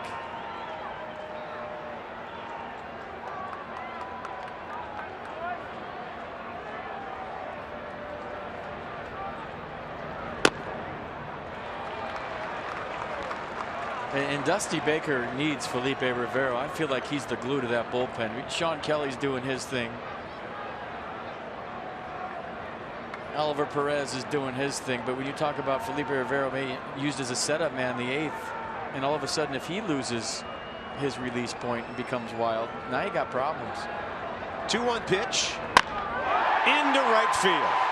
Fowler scores. Hayward coming home. He'll stop. Bryce Harper hits the cutoff man. Fowler in, and the Cubs lead 8-5. And Ben Zobrist has 9 RBIs in this series.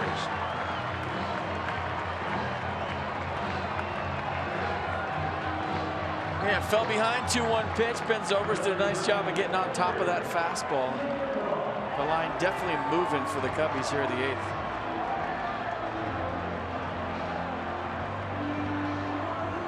It's 14 base runners in the last 3 innings. And here's David Ross, the catcher.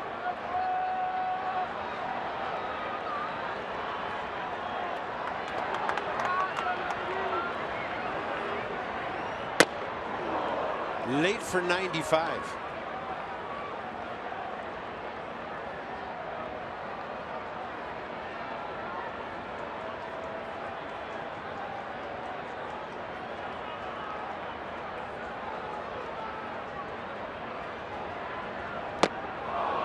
And uncertain on 88.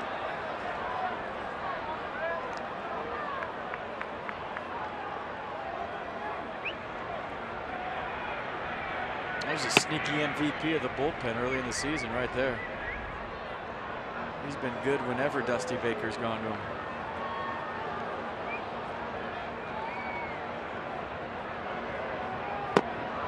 Pretty good job of overmatching a hitter, a right-handed hitter, by Felipe Rivero. 2 outs, his 2nd strikeout. Addison Russell now.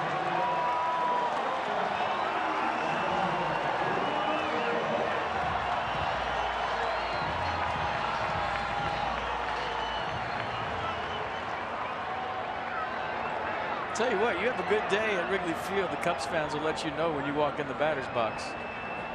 Yeah, they don't care what the score is. No. A lot of them came to their feet for Russell, who's driven in 3 runs his last 2 at bats.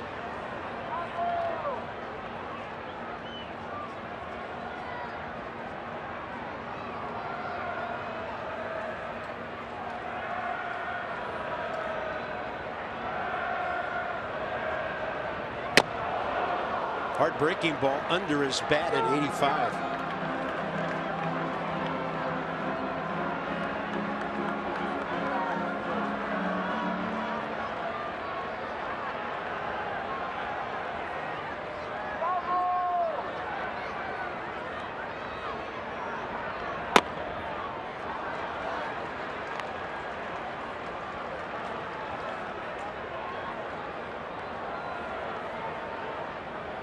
What's the big out? You got 9-1-2 coming up in the top of the 9th, and you want to keep this within striking range.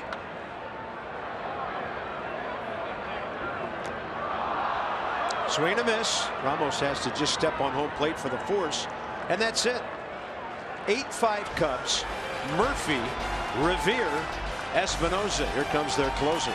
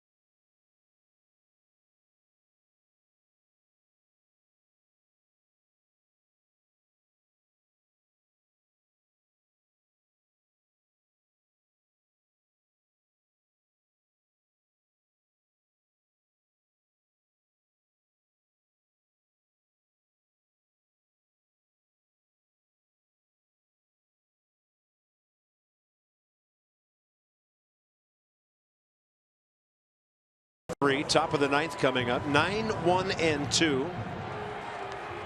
Hector Rondon using the heater, mixing in the breaking ball. Got his 5th save here yesterday in that 8-6 win. Yeah, pretty good fastball, averaging 96 this year. Slider 85. He'll throw an occasional changeup at 88. And look who's leading it off.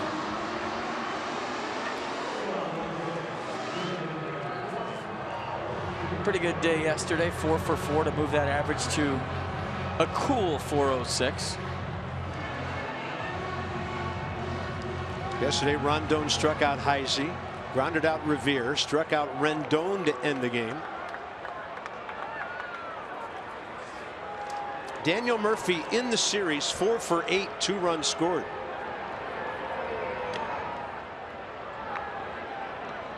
Murphy career 2 for 5 with a double against the Cubs closer. You'd think they'd be taking a strike here.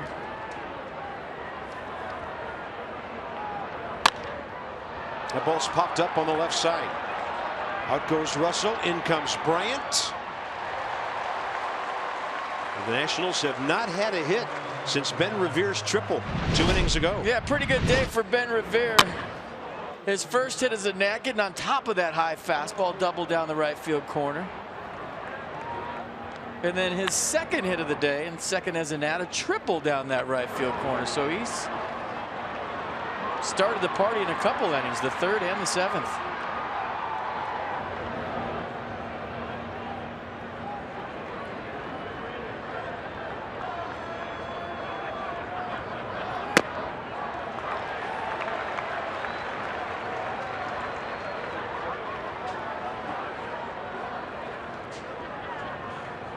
Jake Arrieta tomorrow, so it'll be really tough for the Nats to finish over 500 on this trip. It's about to go to 5-4 unless they big time rally here in the ninth.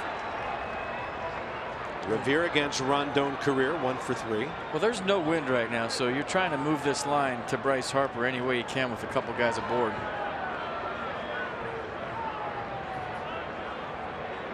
Ballpark's playing normal again. Wind is not a factor really to right. Get him up.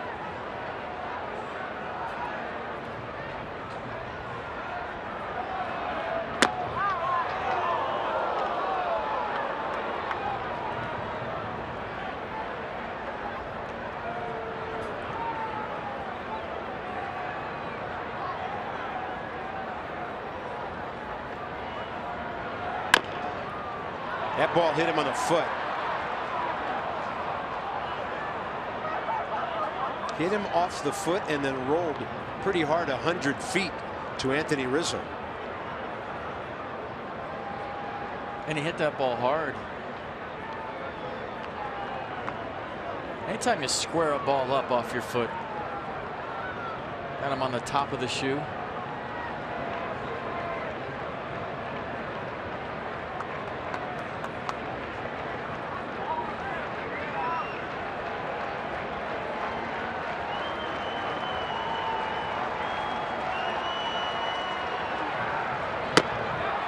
He's going to get punched out on a pitch near the outside corner. 2 down.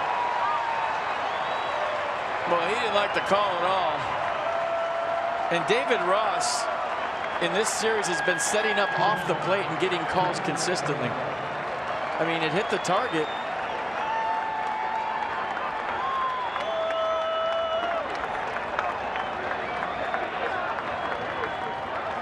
Danny Espinosa now.